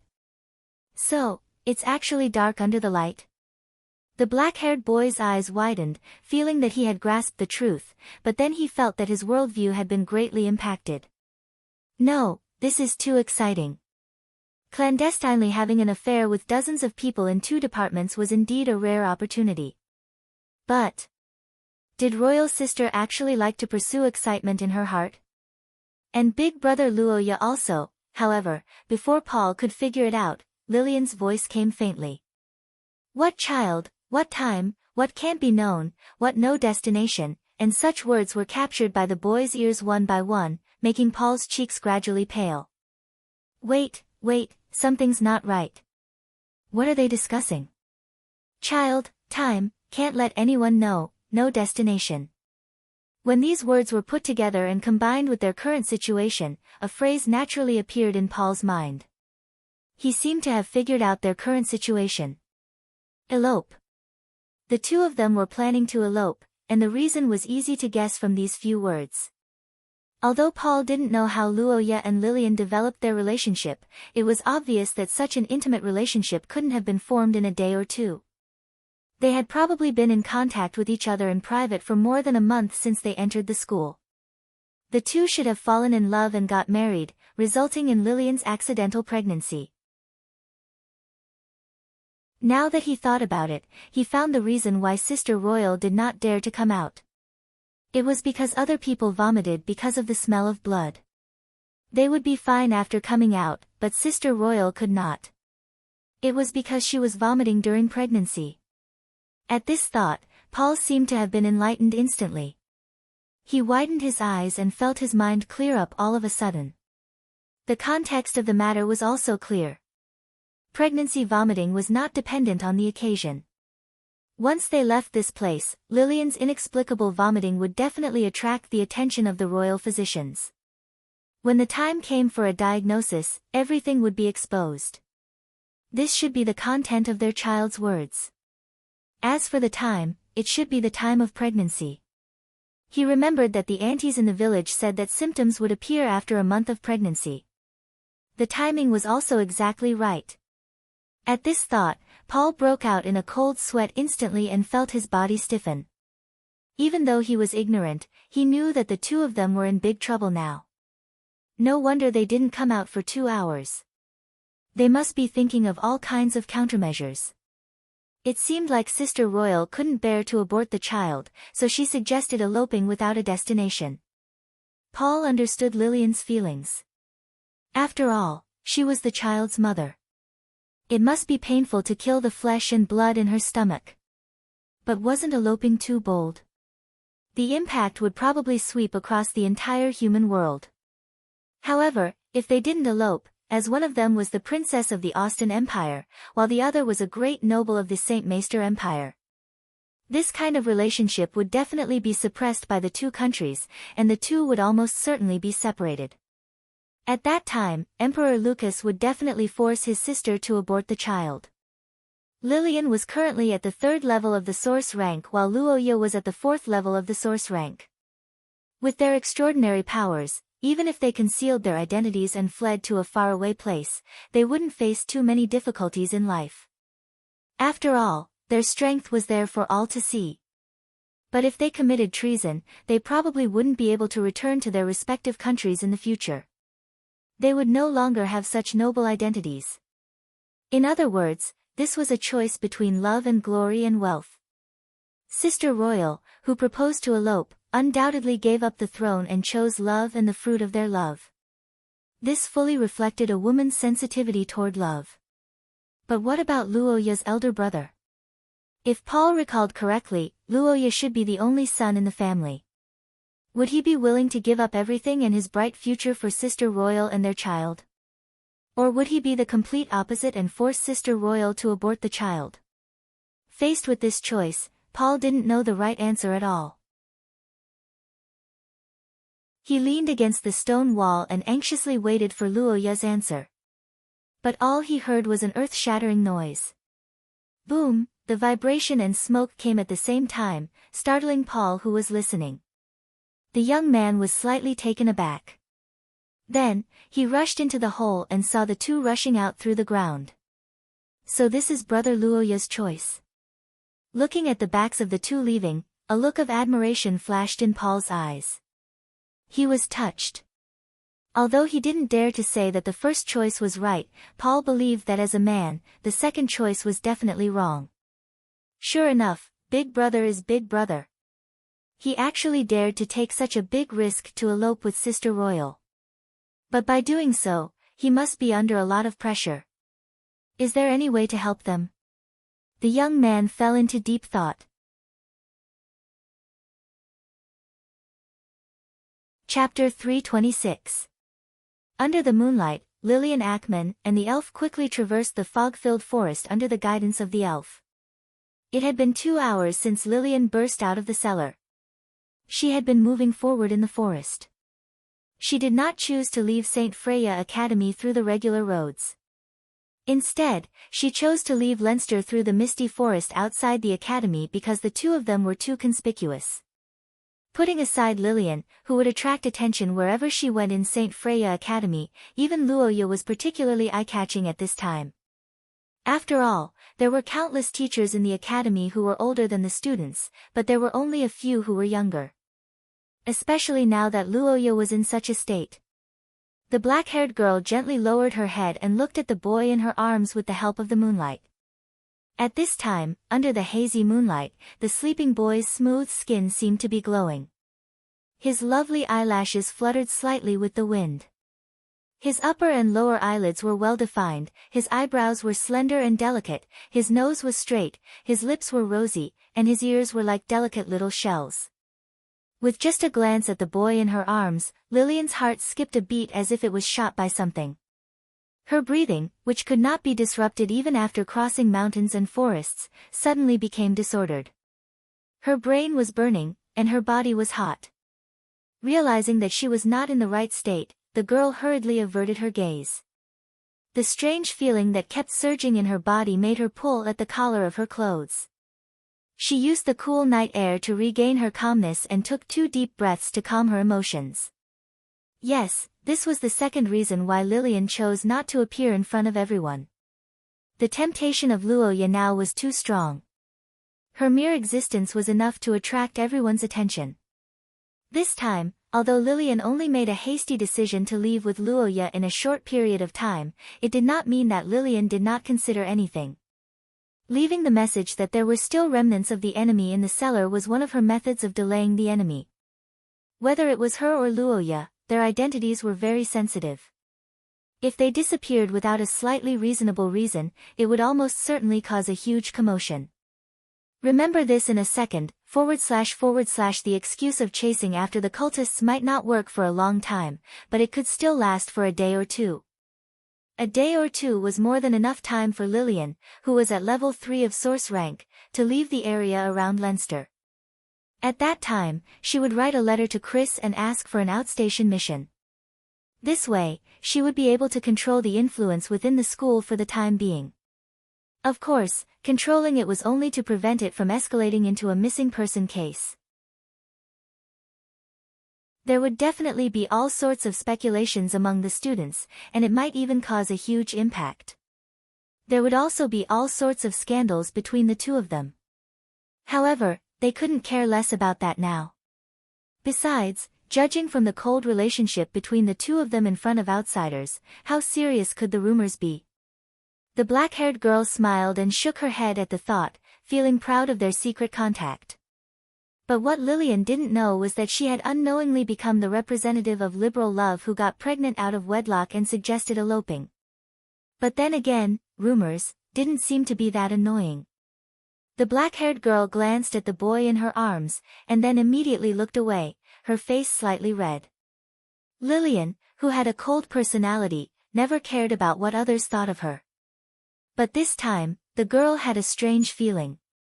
It wasn't disgust, but more like an inexplicable expectation. What will they think of us? Will they think that we're compatible? Or will they think that there won't be anything between us since we're of different nationalities? Looks like I can't leave tonight. All sorts of strange thoughts mixed with her hot body and other factors made Lillian, who felt her own condition, decide to rest.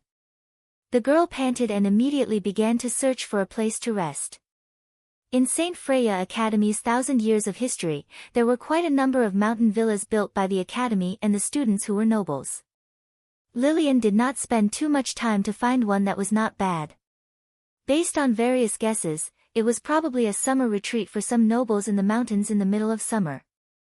Seeing this, as the head of the security department, Lillian didn't hesitate at all and decisively requisitioned the house with the best conditions.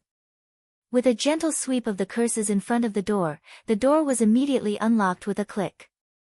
The black-haired girl opened the door and entered the hall. She carried the boy who was wrapped in a ball of clothes upstairs to the bedroom. Walking down the stairs under the moonlight and down the dimly lit corridor, Lillian carried the young man into the room and came to the front of the big, soft bed with gauze curtains. Both the bed and the room were very clean as if for convenience. But now, the young lady wasn't thinking about that. Instead, she was thinking about something more important. Should I sleep together? Lillian Ackman stood by the wide bed, breathing rapidly and swallowing mouthfuls of saliva. She felt that her body was starting to burn again. Although the relationship between the two was quite deep after experiencing the crisis of the historical fragment, she had to admit that Luoya still valued the difference between men and women.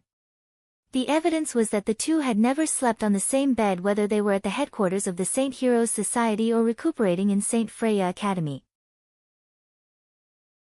The Austin Empire had always been known for its tradition and conservatism. If an unmarried woman slept on the same bed as the opposite sex, it basically meant that she had given up on all other men. To put it bluntly, this behavior was no different from a private pledge. Luoya took this custom into consideration, so she decided to sleep alone for half a night. But now, faced with the same choice, Lillian hesitated.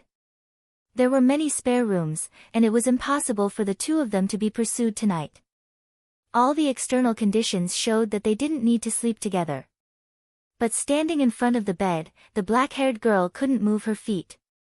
Lillian stared at the boy whose shoulders were half exposed in the messy clothes. Her purple eyes slid along the slender collarbone to the delicate face above as if she was caressing it. Suddenly, she felt that a bed didn't seem like much. Private pledge? Does that mean I'll take care of and protect this child for a lifetime? She felt a heavy sense of responsibility just by reading it. People who hadn't even confirmed their relationship would definitely stay away from it. But at this time, Lillian's mind was filled with a completely different thought. Is there such a good thing? The girl stared at the lips of the boy on the bed and suddenly recalled the kiss that the witch controlled not long ago. That was a way of kissing that Lillian had never imagined before.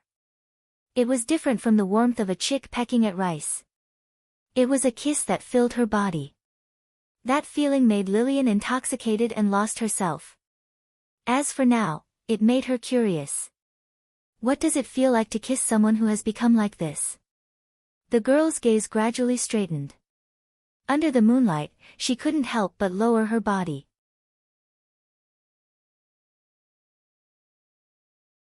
Chapter 327. What do these lips taste like?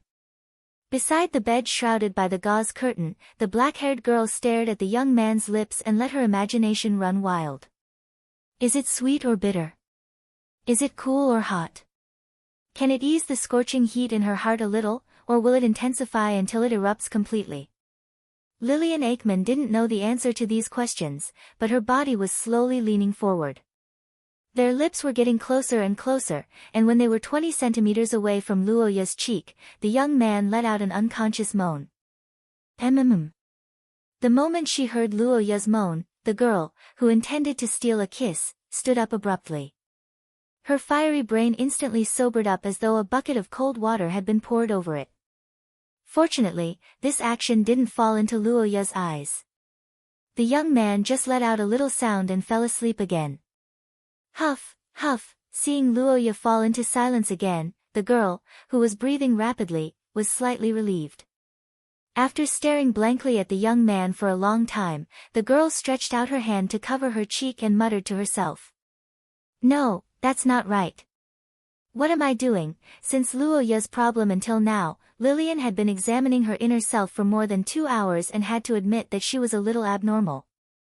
Roja's body had a certain degree of charm, there was no doubt about it. But as a third-level source-level transcendent, without touching his body, the charm's effect wouldn't be very good, it might even have no effect. In other words, Lillian's current state wasn't due to external factors, but more due to internal factors, such as some special preferences.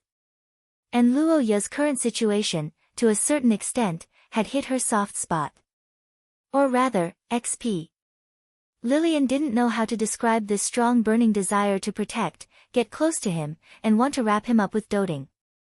But she knew that this was abnormal, especially the greed for the young man's body. It was undoubtedly something that an elder sister shouldn't do.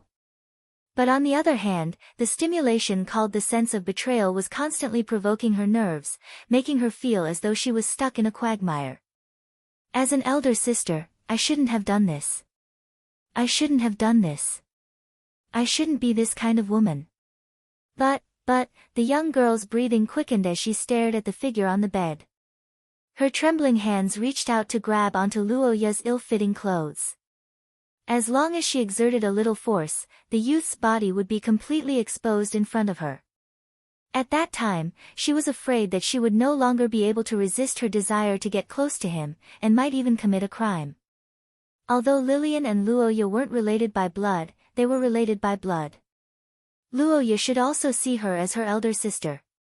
But at the thought of having sex with Luoya, Lillian's brain didn't feel resistance at this time, but a strange excitement and stimulation.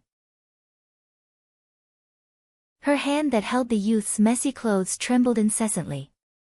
Lillian's expression kept changing, but after a few minutes, the love in the girl's purple eyes finally triumphed over her lust. No, I can't do this. He will hate me.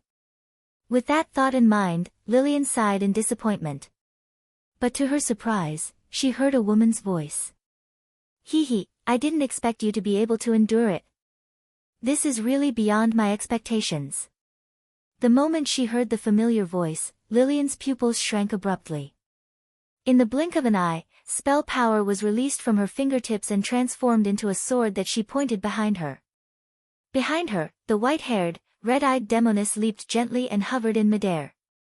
Oh, are you angry at being peeked at? Lillian Aikman. Why are you here? Demoness. The black-haired young girl pointed her sword at the figure in midair. She was vigilant and puzzled at the same time. After Luoya's body returned to its childhood state due to the side effects, the youth's bloodline abilities were almost completely sealed. He couldn't even cast ordinary spells, let alone an existence of Altatia's level. But what she didn't expect was that the demoness narrowed her eyes in delight. Altatia curled her lips and looked at the figure on the bed before looking at Lillian in front of her. She then replied happily, "Don't worry. Do you still remember the spell that allowed you to combine your powers?" "What?" "That spell actually used my blood before yours." Upon hearing the demoness words, Lillian couldn't help but widen her eyes. Altatia chuckled.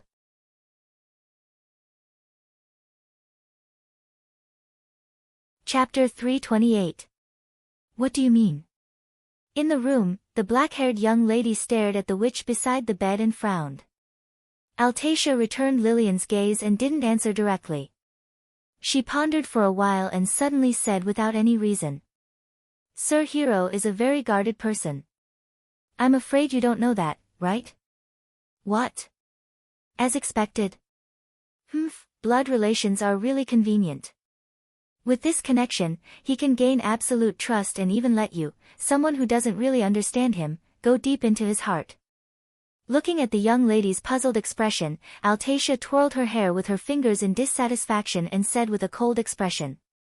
"Although you two have the same bloodline, the living environment is too different. So you probably don't understand how difficult it is for Sir Hero to survive until now as an awakened of your race. The malice he faces is far beyond your imagination.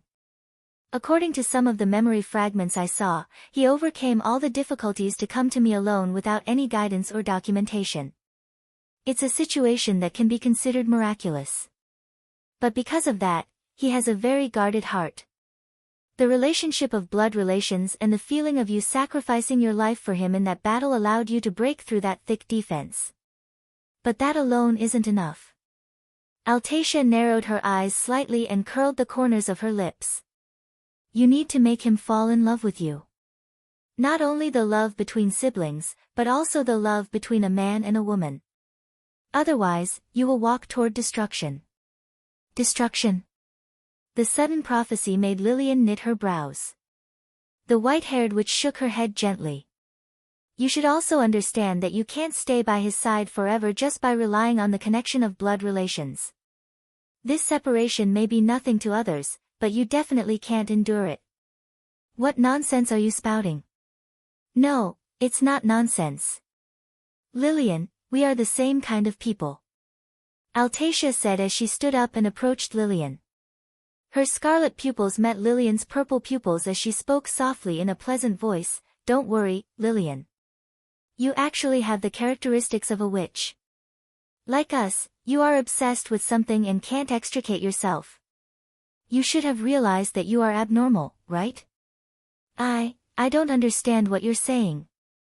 Vaguely aware of the special feelings and hobbies in her heart, the young lady's eyes trembled slightly before she denied it. But the witch didn't care. Altatia gently placed her hand on Lillian's shoulder and whispered into her ear. "Lillian, the reason why you can't stand it is very simple. It's because you have too little desire in your heart. In fact, you only have him. Others might be able to eliminate this love through other methods and desires, but you will only accumulate it until the day that love completely devours you. Let me think. 10 years? Or 20 years? By then, you should already be the emperor of a massive empire. But unfortunately, the pain and torment of separation will definitely turn you into a tyrant. You will definitely do things that will plunge the people into misery and suffering. It's only a matter of time before you become his enemy. Unfortunately, Lord Hero can't stop you because he will be soft-hearted at critical moments. He won't be able to kill you, so you will definitely use this advantage to defeat him. By then, your twisted love will definitely make you kill all the women around him. What will happen if you lose control of your possessiveness? Imprisonment? He will definitely hate you, but you will be the only one by his side. Both of you will struggle between love and hate, and then provide each other with warmth. Ha, what a sadomasochistic love that one can't extricate oneself from. The witch relished in her prophecy. Along with Altatia's words, Lillian's eyes gradually widened, and then she couldn't help but waver. No, shut up. I can't possibly, don't answer yet, Lillian. Gazing at the agitated black-haired young lady, Altatia placed her finger on her lips, narrowed her eyes, and smiled. Nothing has happened yet. What I'm saying is nothing more than my prediction of the future. But you should understand by now how big the possibility of this prediction is. After all, you were tempted, weren't you? The moment the witch spoke, Lillian's body trembled, and her purple pupils shrunk abruptly. That's right, the reason why Lillian wavered was because after listening to this terrifying story, she didn't know where the anticipation and desire arose in her heart. Although it wasn't much, it proved that such dark thoughts did indeed exist in her heart. Her inner reaction left the young lady speechless. The white-haired witch smiled, took 2 steps back, and consoled her. It's all right. Humans are creatures of both good and evil. If you don't like to become a tyrant, then you can only conquer him. Especially now, when you have the best chance.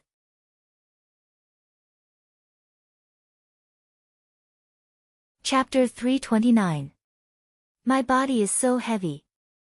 In his hazy consciousness, Luoya slowly opened his eyes and looked at the ceiling that he had never seen before. It was a pure white cloth with a faint golden pattern. It had a soft texture that made people want to touch it, and there was a white gauze curtain fluttering beside it. Looking at this scene that he had never seen before, Luoya was slightly stunned, and then his slow brain slowly turned. No, it's not a ceiling, this is the ceiling of a princess bed? Although he had never slept on a princess bed before, Luoya, who was experienced and knowledgeable, quickly recognized the origin of the cloth. He looked around in confusion, but the scene he saw surprised him. It's so far from both sides, and the bed is so big. Wait, the clothes are so loose, oh, it must have been torn during the battle. With this thought in mind, the black-haired teenager observed his surroundings and sat up with his hands on the bed. He squinted his cute eyes and rubbed his messy hair. He felt dizzy until the breeze outside the window blew up the gauze curtain in front of him. A cute figure suddenly appeared in the mirror of the dressing table opposite him. It was a child about 7 or 8 years old, like a pure-blooded elf in a fairy tale. He had pearl-white skin, cat-like golden eyes, and vermilion lips with a faint luster. His lazy appearance as if he had just woken up made people want to hug him. The moment he saw the stranger, Luoya's consciousness quickly woke up. He opened his eyes wide and hurriedly looked around, but the result made him stunned. Where is he? I did see a child just now. Wait. Halfway through his thoughts, the young man suddenly had a premonition of the truth. He lowered his head and looked at his loose but intact clothes. He then opened his hand and looked at his small palm. Suddenly, his eyes widened. He hurriedly crawled to the bed and pulled open the curtain to look at the mirror. This is me. Luoya, who finally uncovered the truth, stared at himself in the mirror and fell into a daze, and the reason for this instantly flashed through his mind. It's a side effect. In Shia, where time spells were almost non-existent, only the side effects of 6 calamities could cause him to become like this. After figuring out the cause of the matter, Luoya came back to his senses and began to sense his condition in a panic. However, the result was completely unacceptable to him. Luoya's bloodline had basically fallen into a deep sleep. Whether it was the Gulan Daer or the Pei Tila, they could not be contacted at all. It was as if the curse power had disappeared. Luoya was basically in a state where it was almost non-existent. In other words, it was not just her appearance that had changed. Right now, Luoya's combat power was basically no different from an ordinary child. How could this be? Right, there's still the system, but... In this unprecedented situation, Luoya truly panicked for the first time. After losing almost all of his power, the only thing that remained in the youth's body was the system. However, this did not affect the youth's battle prowess much. For so many years, Luoya basically did not rely on this French thing to fight, and now that he had no curse power and no money, what could he do even if he had the system? Realizing that his body had undergone a series of drastic changes, the black-haired youth fell into a state of confusion. He covered his forehead and tried to think, but the uneasiness in his heart grew bigger and bigger like a whirlpool. The sense of powerlessness and helplessness that he had never felt before made his body gradually begin to tremble. No, I have to calm down. It has already happened, right, where am I now? Senior sister. Looking at the room that he had never seen before, Luoya was at a loss for a moment, but before he could jump out of bed to look for clues, the door of the bathroom suddenly opened. Creak. The moment he heard the wooden door open, the black-haired youth's body trembled in panic. He could not help but look to the side, but in the next moment, his eyes widened. In the room, the person who appeared opposite the fairy-like youth was a young girl who had just come out of the shower. Her body was still covered in dreamy water vapor. She was the senior sister that Luoya had been searching for, but right now, she was quite different from how she usually was. Her skin was white and slightly warm, with light pink skin. Her hair was slightly moist, which contrasted sharply with her skin tone. Her exquisite face was impeccable, and her slender body showed off her perfect proportions. The cold elegance and nobility that originally belonged to royalty seemed to have been diluted in this private environment, turning into a temptation that attracted people to get close to her. A white bath towel covered Lillian's luxurious body from her chest to the middle of her thighs, but it also outlined the outline of her body to the greatest extent. She had a bulging chest, a slender waist, and a flat lower abdomen. Below her flat lower abdomen was a pair of white and slender legs that could not be seen due to her Austin Empire long dress. Senior sister's body is so beautiful. The moment he saw Lillian, Luoya almost reflexively froze as if he had seen a stunning piece of art. On the other side, the black-haired girl's eyes widened when she saw the youth, but she suddenly regained her senses after a while. Luoya. After calling out to him, Lillian almost instantly wanted to pounce in front of him. But just as she moved, she suddenly noticed that apart from shock, there was also a hint of fear in the youth's golden eyes. He even couldn't help but take a few steps back. Lillian was stunned for a moment, but then she immediately understood the situation.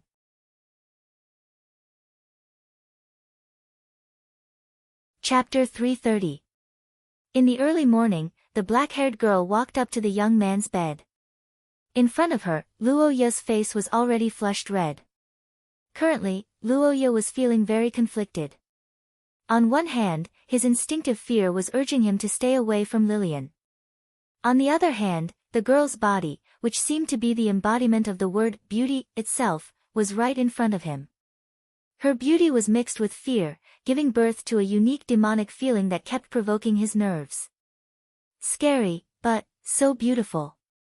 He wanted to get closer to her. Such a temptation was born in his heart. As Lillian got closer, this conflicted feeling became more and more intense, causing the young man to be unable to advance or retreat. In order to get closer to Luoya, she lowered her body and climbed onto the bed. The towel wrapped around Lillian's body naturally loosened due to her movements. Her delicate collarbone with water droplets and her smooth, white shoulders gradually got closer. What followed was a wave of hot air from the bathroom.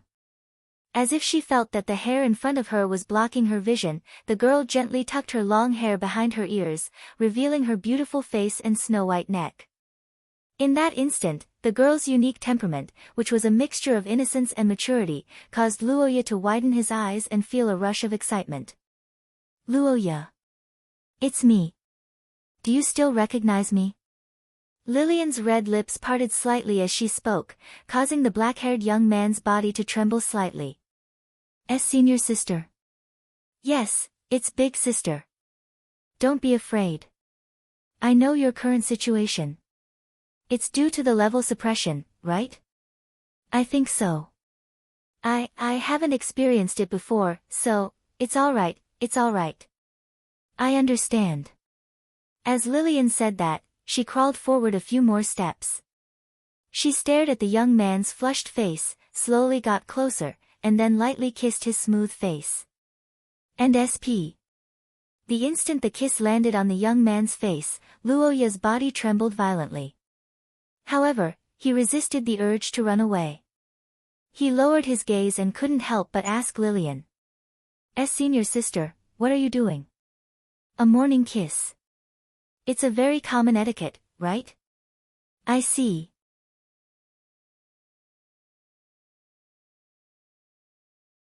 Chapter 331. In the bathroom, the slightly cold water splashed on the floor, and the sound of water dripping continued.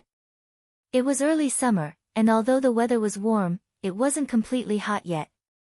Most people still thought that it was too early to take a cold shower. However, at this time, in the bathroom, the young man's figure was bathed in water, and his cheeks were still as red as blood. The weather might not be hot, but the high temperature in the room and on the bed wasn't in the scope of the weather. In the face of the arson of the two, even the heavens were powerless against it. They could only lower the temperature physically. Unfortunately, cold water couldn't wash away the memories, let alone cool down the scorching heat in his heart. When the two hugged earlier, due to Luoya's struggle, the towel wrapped around Lillian's body loosened. Although the girl panicked and grabbed the end of the white towel in front of her body, the result was even more impactful in Luoya's eyes. It was an experience where he felt like he saw something, but also like he didn't see it. Only the center part of the body was barely covered by the thin wet towel, and there was nothing under the towel. Under this indescribable but unusual temptation, the inexperienced young man and woman immediately blushed. Lillian panicked and adjusted the position of the towel back and forth to cover more of her body, but the result was that more and more of her body was exposed. Witnessing such a scene, Luoya didn't dare to stay any longer. He could only grab his clothes and run into the bathroom. Luoya. I am going to take a shower. Leaving such words, the red-faced young man hurriedly fled to the bathroom. Before entering the bathroom, the young man looked back and saw the beautiful back of the girl covered by her black hair.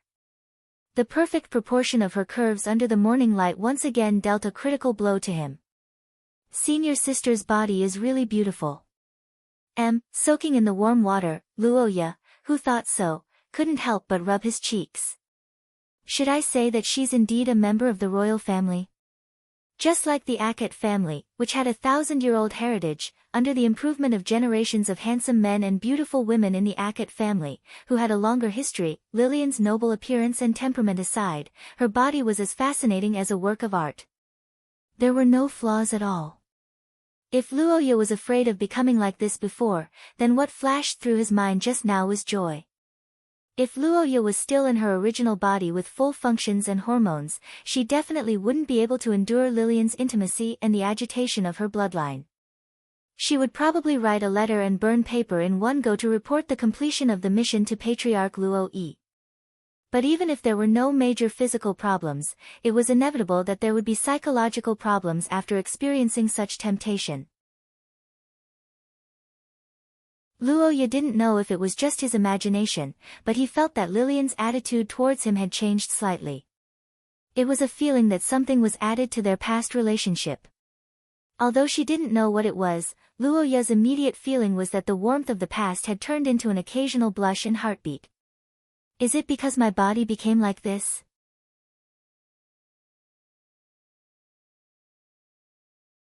Chapter 332. Early in the morning at St. Freya Academy, Infant Tea House, famous for its high-quality desserts, two girls sat opposite each other at the tea table. One had long blonde hair, while the other had fiery red hair. Noah Iyer, Heidi Crete, and Xia Lode, Sorophia. The two girls in the academy, Golden Rose and Red Rose, were elegantly drinking their morning tea. Even though they were gathered together early in the morning, they weren't very close to each other. After all, this was a private meeting. If it was an official meeting, the two would stick to their duties and communicate peacefully. But now, it was a place to express their personal feelings. After quarreling over Luo Ye's time allocation for a month, the two naturally didn't treat each other well. On the other hand, the reason why the two girls gathered together today wasn't to improve their relationship, but because a common piece of news was passed to them this morning, and they paid extra attention to it. Luo Ye and that woman went after the cultists. You know about this, right? Of course, I know everything about my dear. How could I miss out on this news? What do you think? It's not a threat. In the face of Noah Ayer's question, Xiao Luo replied with an ambiguous answer. The blonde girl was silent for a moment, then nodded slightly in agreement. As Luo Ye's protector and temporary fiancé, both Noah Ayer and Xiao Luo were very wary of the boy's arrival at the academy. After all, this place was different from the family. There were too many opportunities and too many people with intentions. Since ancient times, how many betrothed people had their halberds buried in the sand in this academy? How many childhood sweethearts were unable to walk hand in hand after coming here? To some extent, St. Freya Academy was a lover's nightmare, a paradise for vixens. 1 second to remember. It had been nearly 2 months since school started.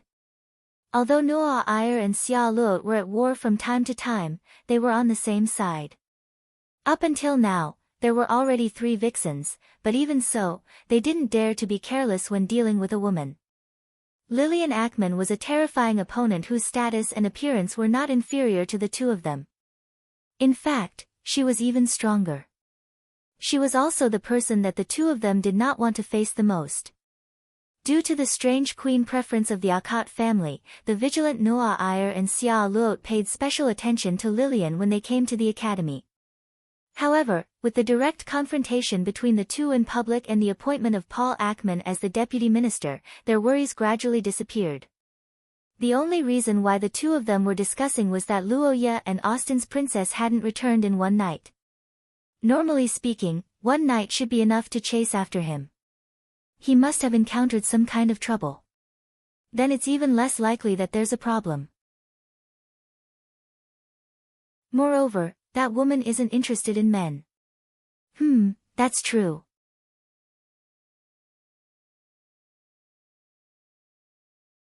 Chapter 333.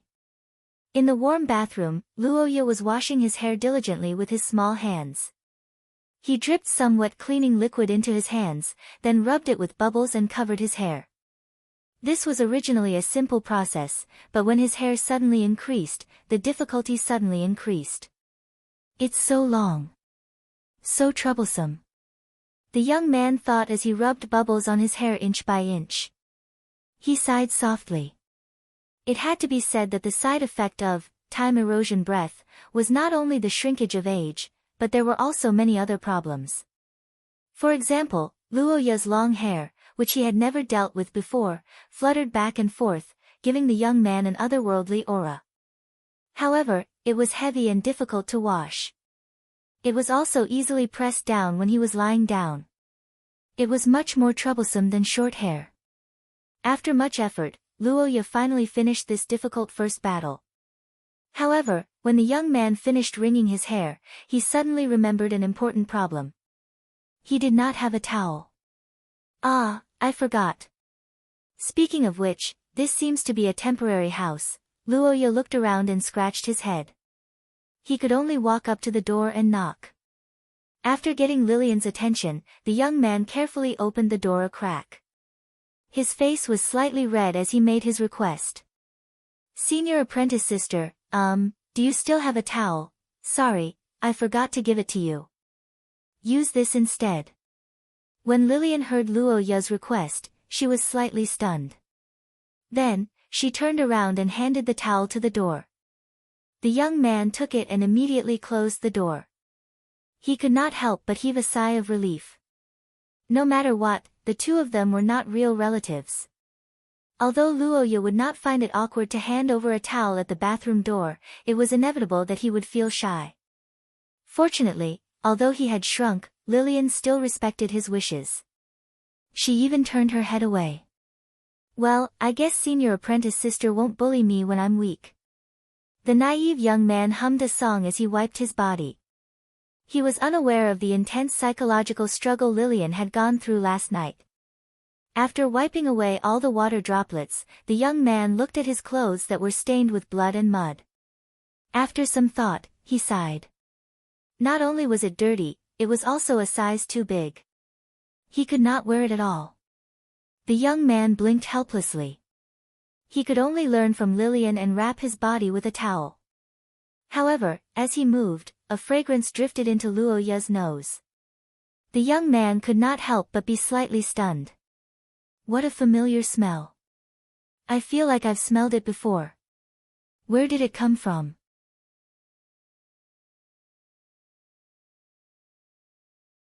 Chapter 334. Luoya, how is it now? It's still too loose. In the fitting room, the black-haired young man held his small head with one hand as if he was having a headache. His other hand was holding a pair of pants that were much too big for him. His face was filled with worry and helplessness. After Lillian found the maid's clothes, Luoya, whose clothes had been through many trials and tribulations, naturally started rummaging through the cabinets. Then, of course, he found several servants' clothes. But unfortunately, unlike Lillian's cute and fitting clothes, normal adult male clothes were far too big for Luoya's current body. "Senior sister, do you have any smaller ones?" "Unfortunately, that's already the smallest one. It seems that I'll have to cut it a little." The black-haired girl looked at the young man who walked out of the fitting room. She smiled as she took the clothes that Luoya handed to her. Then, she released some spell power from her fingers to cut off the overly long parts. "Just bear with it for now. You'll be able to buy suitable clothes when you reach the next city." "Yep, that's nothing." The young man who was sitting on the chair and watching Lillian do her homework swung his legs. He stared at the girl's serious face. After thinking for a while, he couldn't help but ask the question that had been bothering him ever since he learned of Lillian's plan. "Senior sister, are we really leaving?" It was a short question with a weak voice. But, the girl stopped what she was doing when she heard Luoya's question. Lillian looked at the clothes in her hands for a moment, then nodded resolutely. "Yep, we have to leave." "I see." Luoya didn't refute the girl's resolute words. But, he lowered his head slightly with a hint of disappointment. Having just experienced the danger of a fragment of history, he naturally wanted to see the people close to him as soon as possible. It was only natural that he wouldn't be happy about having to be separated all of a sudden. Lillian understood this. But, understanding was one thing. The girl didn't feel anything. After all, the people she cared about the most were right in front of her. Lillian glanced at the young man who was kicking his feet worriedly. She hesitated for a moment and sighed. She slowly retracted the spell power in her hands. The girl walked up to Luoya and gently lifted his chin. Their eyes met as she tried to persuade him.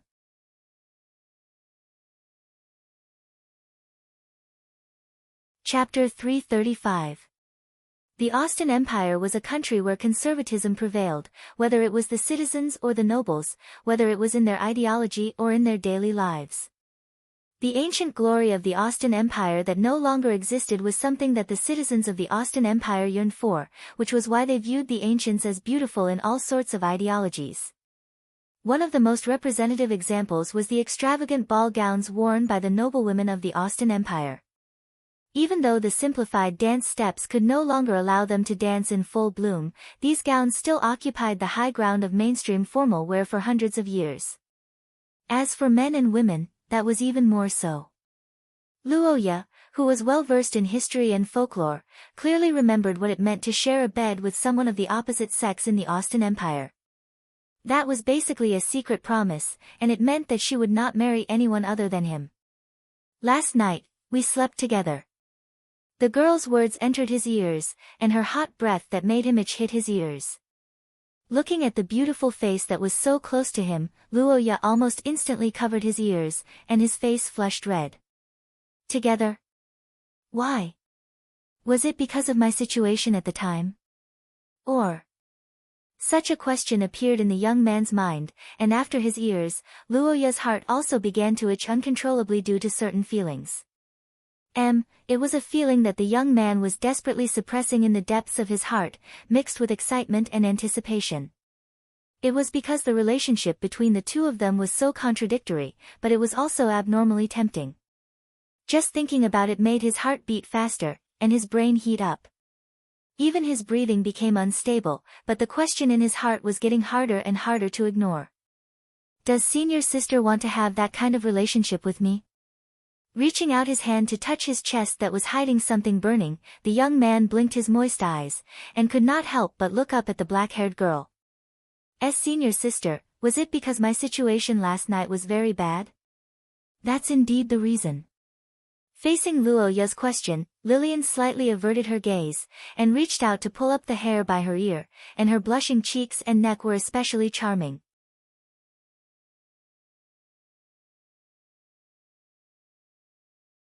Chapter 336. Under the light of the rising sun, different people were living different lives.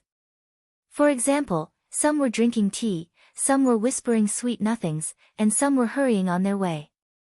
The golden sunlight swept away the silver moon. In the forest under the morning sun, a team of mercenaries under the lead of a silver-haired girl riding a monster rushed out of the mountains in the north of Akkad territory and ran to the territory of Saint Maester Theocracy. Looking at the disappearing moonlight in the sky, Lizzie, who felt a part of her power falling into a deep slumber, sighed slightly and looked back at Cynthia and the others. No one is left behind, right?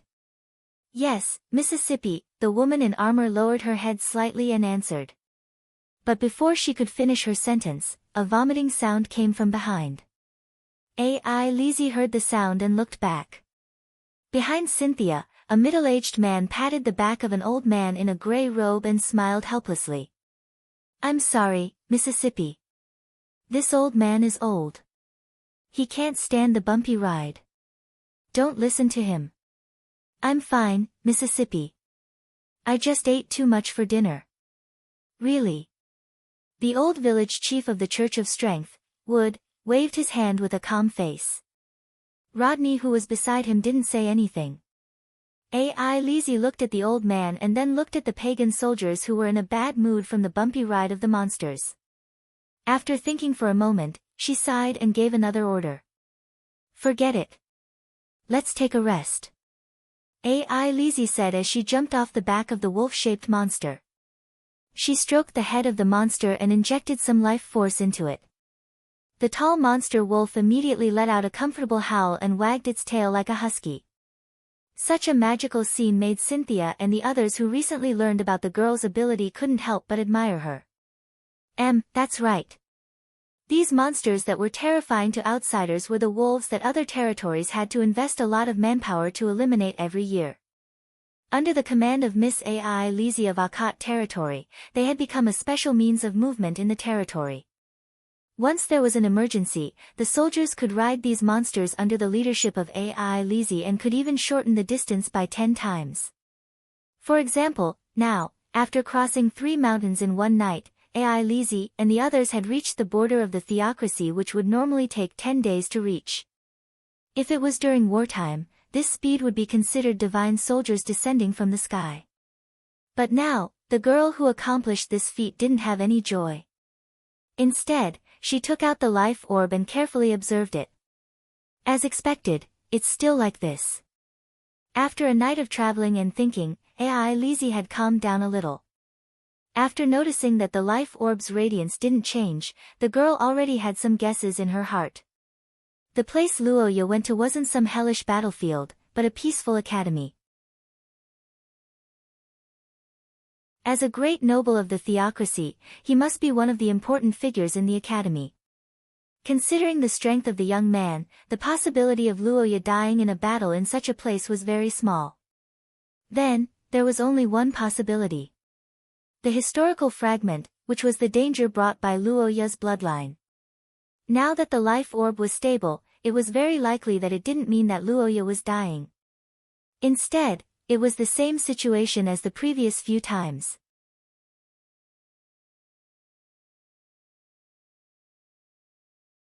Chapter 337. What were the sacred grounds of Shia's love? Every country had their own answers to this question. For example, in the Austin Empire, most of the nobles in the south would choose the Rumen forest. The legend of Charles II luminous butterflies had been widely spread in the Austin Empire for hundreds of years. Every February, the Milton family would hold a grand aristocratic banquet there. In the north, the people near the capital were more inclined to go to the northern territory of the Austin Empire, the Abwell Duchy. Abwell was one of the earliest vassal states of the Austin Empire. It was located in the frozen lands of the north, and its land area was not small. It bordered the kingdom of Knights of Pender, but its location was very remote. It was an awkward place where agriculture and animal husbandry were not easy to develop. It was so useless that the Austin Empire did not annex it. However, after many years of moving to the west, the living standards of the people improved, and a side business of Abwell rose. As a country in the north, Abwell had a specialty, and that was the aurora that appeared every summer. It was a tourist attraction, and it was a natural sight that most Shia's people in the big cities liked. In ancient times, the aurora was considered to be Shia's appreciation and recognition. It appeared in many legends and stories, and was generally regarded as a beautiful and blessed light. In the Austin Empire, a special group of people gave it a special meaning. It was said that couples who watched the aurora together would be recognized and blessed by Shia. Yes, it was such a rumor. However, as the saying went, when a lie is told too many times, it will become the truth. This saying had been circulating in the north of the Austin Empire for hundreds of years, and now it had a little bit of an ancient flavor. More and more people believed in this saying, and Abwell in the north became more and more prosperous. Today, the country had become the honeymoon territory of the rich merchants and nobles of the Austin Empire and the kingdom of Knights of Pender.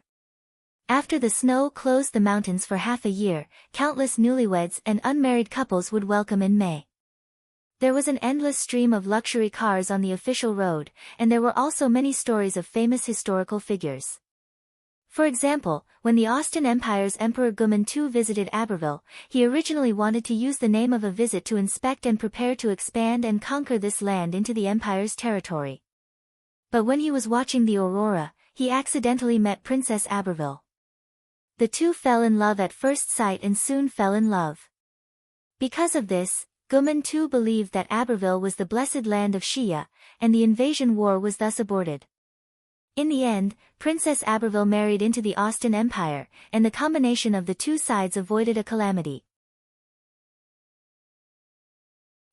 Such stories were quite popular among the people and were even published in books. However, in the eyes of Luoya, these stories were not credible at all. At the end of the day, the fate of a small country like Abwell was not in its own hands. The biggest reason it could survive beside the Austin Empire until now was because it was the buffer zone between the north of the Austin Empire and the Knights' country of Pender. As for love at first sight, hee.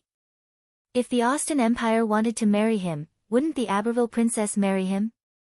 Would she dare to? If it were in the past, Luoya would have been sarcastic towards the Austin Empire's propaganda, but ever since he met Lillian, senior sister said that. Then it's fine. Looking at Lillian's longing expression when she told the love story, Luoya almost subconsciously gave up on refuting. As for the place that senior sister chose, Luoya also felt that it was more suitable. The journey wasn't too far, and as a city that focused on developing tourism, Aberville did indeed have enough human traffic. The endless stream of tourists would allow the two of them to fish in troubled waters, and the possible encirclement caused by prophecy spells would be broken.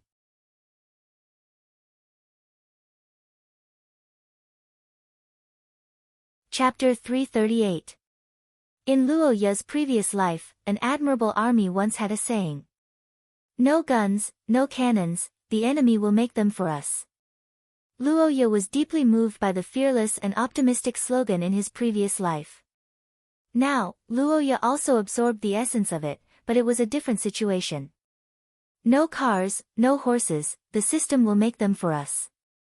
Sitting on a log for a temporary rest, Luoya looked at the patrolling Lionheart soldiers and set such a goal in his heart.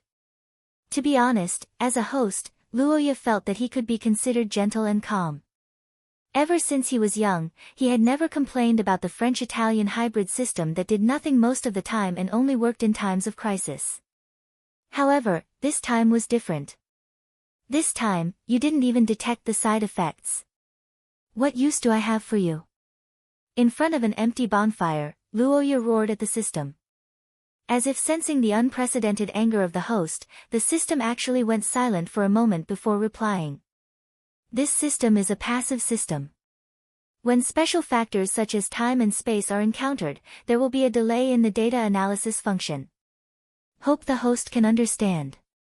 Understand? Understand your head. If I forgive you, how can I extort you? Luoya made up his mind to take advantage of the system. The anger on his face naturally increased. At this moment, he spoke righteously, like a player who encountered an exploding server or an auntie who haggled in the market downstairs. He stared at the system looking for profit. You want me to lose my memory? Sure, but you have to be sincere, right? The black-haired young man curled up the corner of his mouth. Staring at the 50% off on the 400 Years of History limited event, he calmly stated his request. It's too expensive. I can't accept this discount. Either give me a discount or give me compensation. You choose. In the face of Roja's aggressive request, the system once again fell into silence and gave a reply after a long time. Everything has a source. Favorability cannot be generated out of thin air. The gold coins absorbed have been allocated to the existing underground mine. The system is unable to compensate. But considering the unusual situation that the host has experienced, the system will start a new event.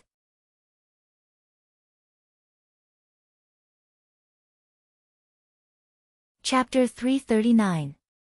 3 days later, in St. Freya Academy, under the lush green tree, 2 young ladies were holding 2 letters that were clearly written by the same person. Their faces were pale, and their bodies were trembling. Dear Noah Iyer, we sincerely respect you and uphold the principle of peaceful coexistence to inform you that Mr. Luoya, Akot, has decided to marry the Austin Empire's queen, Lillian Ackman. The latter is pregnant. On the other side of the tea table, the blonde young lady read the anonymous letter that was sent to her this morning in an ice-cold tone.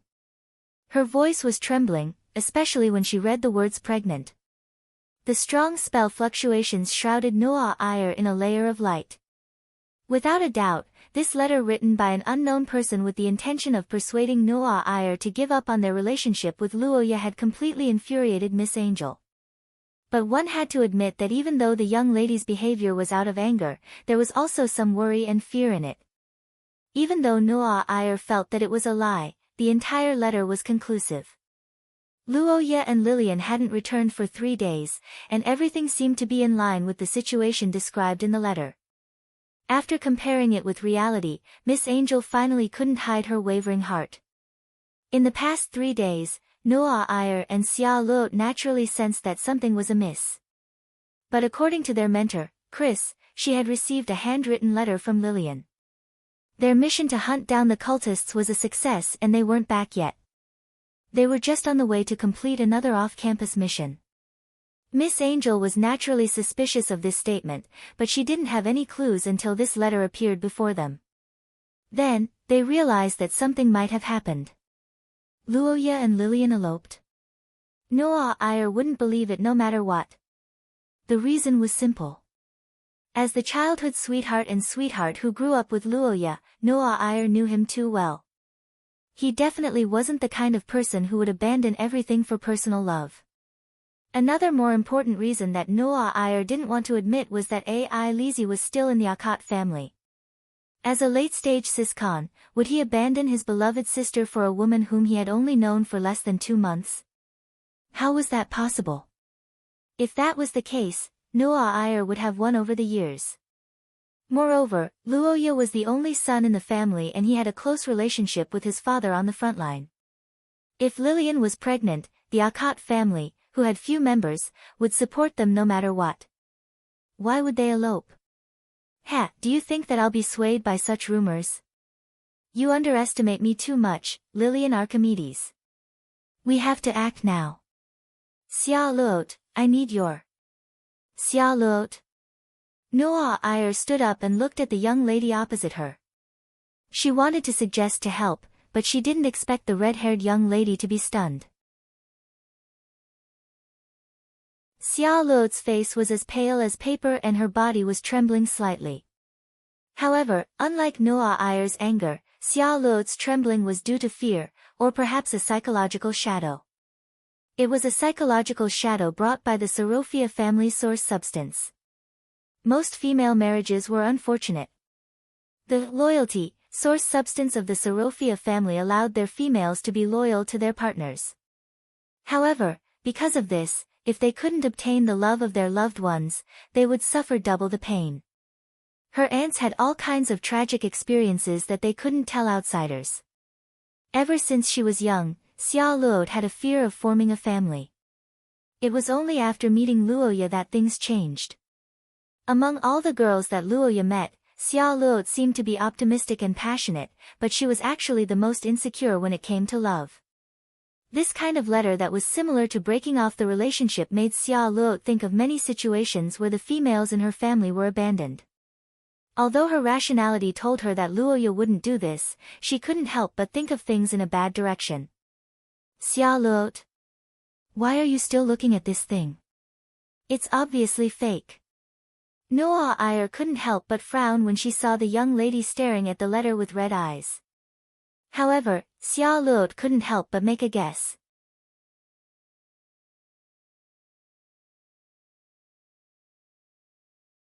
Chapter 340. On the official road leading to Aberville, the country of the north, a simple and elegant black carriage was moving forward. Inside the carriage, a black-haired young man was rolling on the bed. At that moment, Luoya's brows were tightly knitted. His eyes were closed and it was obvious that he was in a dream. However, the young man's petite body kept moving around on the bed. His facial expression showed that he was in pain and he was making some muffled sounds. No matter how one looked at it, he didn't look like he was sleeping normally. Perhaps she heard the sounds in the room, or perhaps she sensed the young man's emotional instability through the bloodline connection. The black doors suddenly opened. Lillian walked in from the living room and saw the young man's appearance. She immediately woke him up. Luoya, Luoya. Are you all right? Senior sister.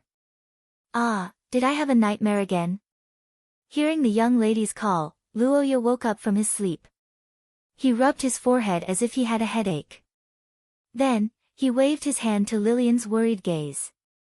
It's fine, senior sister. It's just a nightmare.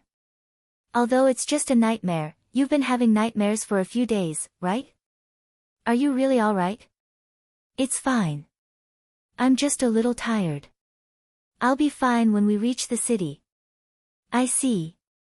Facing Roha's words, the black-haired girl had nothing to say, but she was still worried. She leaned down and gently hugged Roha's body, patting his back to calm his emotions. Seeing this, Roha stretched out his hand and hugged her back, but when he buried his face in Lillian's arms, his eyes gradually became dignified. 1 second to remember. It had been more than half a month since Luoya and Lillian left Leinster.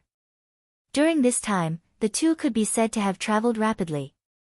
Now, they had passed through 3 towns and were about to reach the capital of the Aberville Duchy, Aurora City, Ors. At the beginning of this journey, Luoya took advantage of the time when Lillian was hunting to exchange favorability points. When the young lady returned with the archer, she was shocked when she saw a carriage appear out of thin air.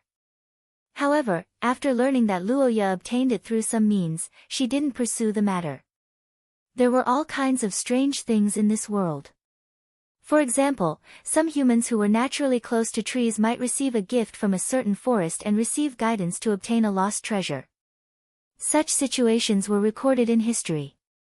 Lillian didn't know if it was the same for Luoya, but she wouldn't suspect it either. No matter how good their relationship was, they couldn't have no secrets at all. Leaving some personal space for others was a form of etiquette and a form of respect.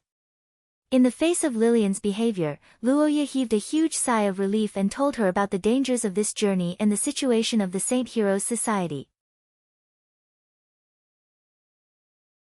Lillian recalled the history fragments where she had seen the organization with her own eyes. She nodded with a serious expression and discussed countermeasures with Luoya. In the end, they still decided to act according to the original plan. As a tourist destination, the northern region didn't have a fixed population. Cults couldn't develop there and there were almost no local forces. Besides, the flow of people there was difficult to target. Therefore, even in the face of cults, the closer northern region was still the best choice.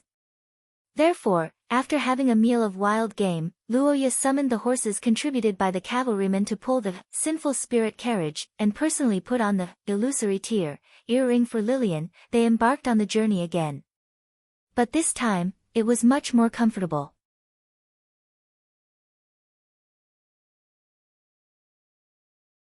Chapter 341. Aurora City, Aurora.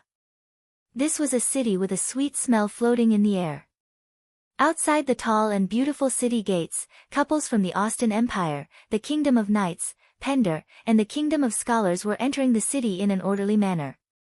Men and women supported each other on the shafts of the carriages as they looked at the scenery in the distance. Lovers who came out for a breath of fresh air were teasing each other.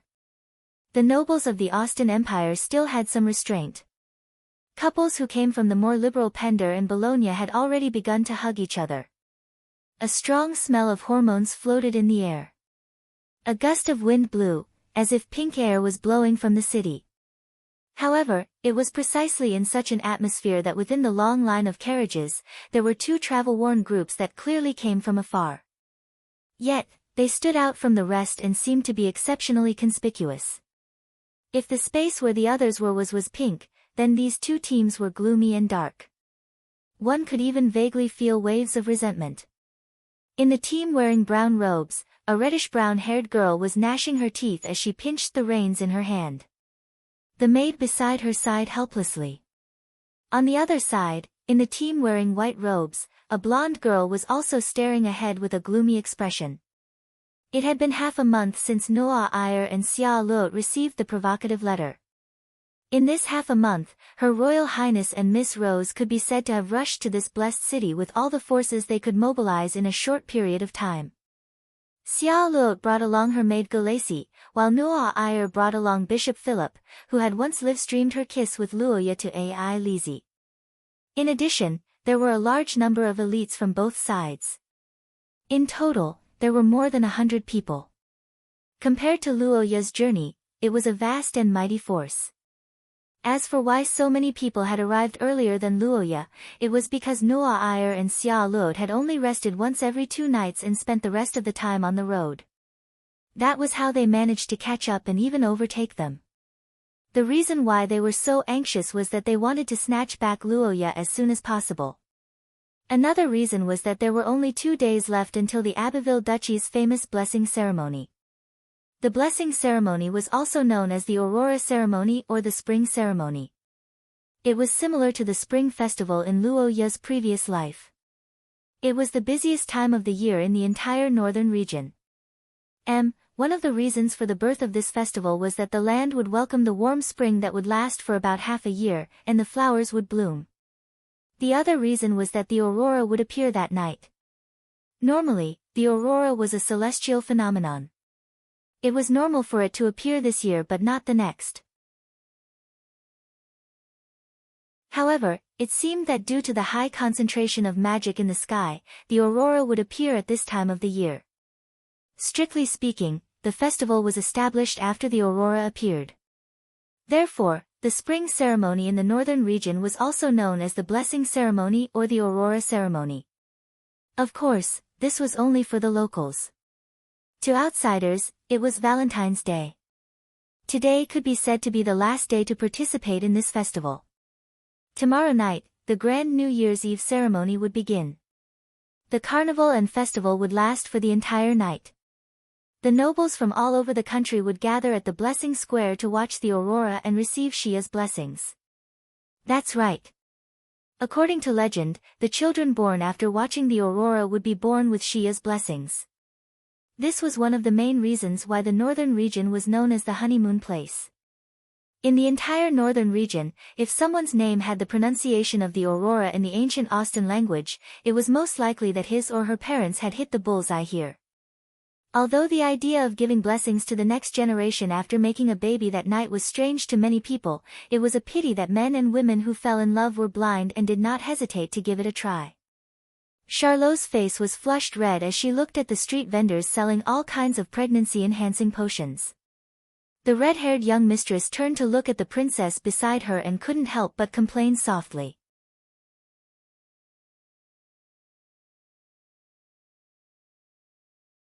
Chapter 342. On the third floor of the Santa Fe Hotel's residential area, Luoya was in a luxurious room that resembled the presidential suite in his previous life. The black-haired young man walked to the window and sighed in relief as he looked at the lively crowd outside. After going through all kinds of difficulties, Luoya finally entered the largest city in the northern region under Lillian's lead. At least for the next few weeks, the two of them didn't need to live in a carriage far away from the crowd. It would be a lie to say that Luoya, who had finally regained his freedom after sitting in a carriage for more than half a month, wasn't happy about this situation. After all, the snow in the northern region had just melted, and both sides of the official road could be said to be barren. There weren't even any fresh flowers or green grass. In order to avoid attracting the attention of others, Luoya didn't get out of the carriage when they passed by the towns. Anyone would be exhausted after staying in such an environment for more than half a month. After opening the door to the balcony, the black-haired young man looked down at the surging crowd below him. At this moment, a traveling performance group playing musical instruments had just walked by, and the streets were filled with people applauding for them. In the buildings on both sides of the road, there were also many people who walked out of their rooms like Luoya to watch the fun. Amidst the cheerful music, there were people whistling and cheering. The festive atmosphere suddenly became dense. Amidst the sounds of drums, Luoya couldn't help but reveal a smile.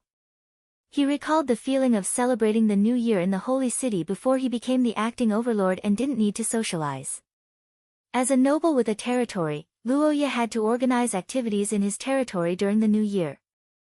Generally speaking, he wouldn't be able to experience the festive atmosphere in a big city. After all, the festivals in his territory were more busy for him. It had been a long time since the young man had experienced such a relaxed atmosphere that felt like a vacation. Therefore, he was quite excited and enjoyed it. Of course, there were more practical reasons why Luoya couldn't celebrate the new year. Just like many adults in his previous life, the Ackett family spent too much money on celebrating the new year. Not to mention the banquets held during the new year, the decorations in the city, the rewards for the soldiers on duty, and the subsidies were a huge sum of money. If he really spent all of it, the budget for the second year would be wasted. As a developing territory that needed to save money for everything, Luoya couldn't even bear to celebrate the new year before he met a certain young lady. It was only after cooperating with the Sorofia family that things changed. For example, this year, Xia Luo wantonly distributed candy during the new year in Ackett City in order to gain the support of the people of Ackett territory. In this era, candy wasn't cheap. This kind of behavior was almost the same as scattering gold coins. However, as for the Sorofia family, money was probably the thing they had the most. Xia Luo didn't just scatter candy, she also spread the news that once the two of them got together, this kind of activity would happen every year. When Ai Lizzie heard the news, she was so angry that she almost fainted. Thinking about the interesting news of the young lady's mischief, Luoya's face showed a nostalgic smile. At this time, a gust of wind blew, blowing Luoya's black hair. The young man just felt cold and curled up his body. Suddenly, a coat appeared on his body, and then a warm body wrapped around him from behind. You're an ordinary person now, you should wear more clothes. Thank you, senior sister. Feeling the warmth of the body, the black-haired young man turned around and smiled gently at Lillian. That bright and warm smile under the sun made the black-haired girl's heart beat faster, and she couldn't help but hug him tighter. The two people hugging each other affectionately quickly attracted the attention of some people on the balcony of the opposite building. Whistles sounded one after another, with a different kind of ambiguous atmosphere. It also attracted the attention of the reddish-brown-haired young lady on the other side of the wall. It's so noisy, what's going on? Ah, that's... Xia Luot, who was talking to herself, walked to the balcony door, wanting to see what was going on. However, the moment the girl stepped out of the door, she saw the two people hugging next door and couldn't help but stop. These two people are...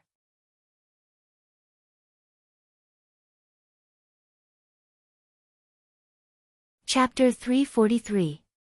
The moment the door opened and Xia Luot appeared before the gap, the black-haired young lady's purple pupils contracted abruptly and her mind went blank. How is this possible?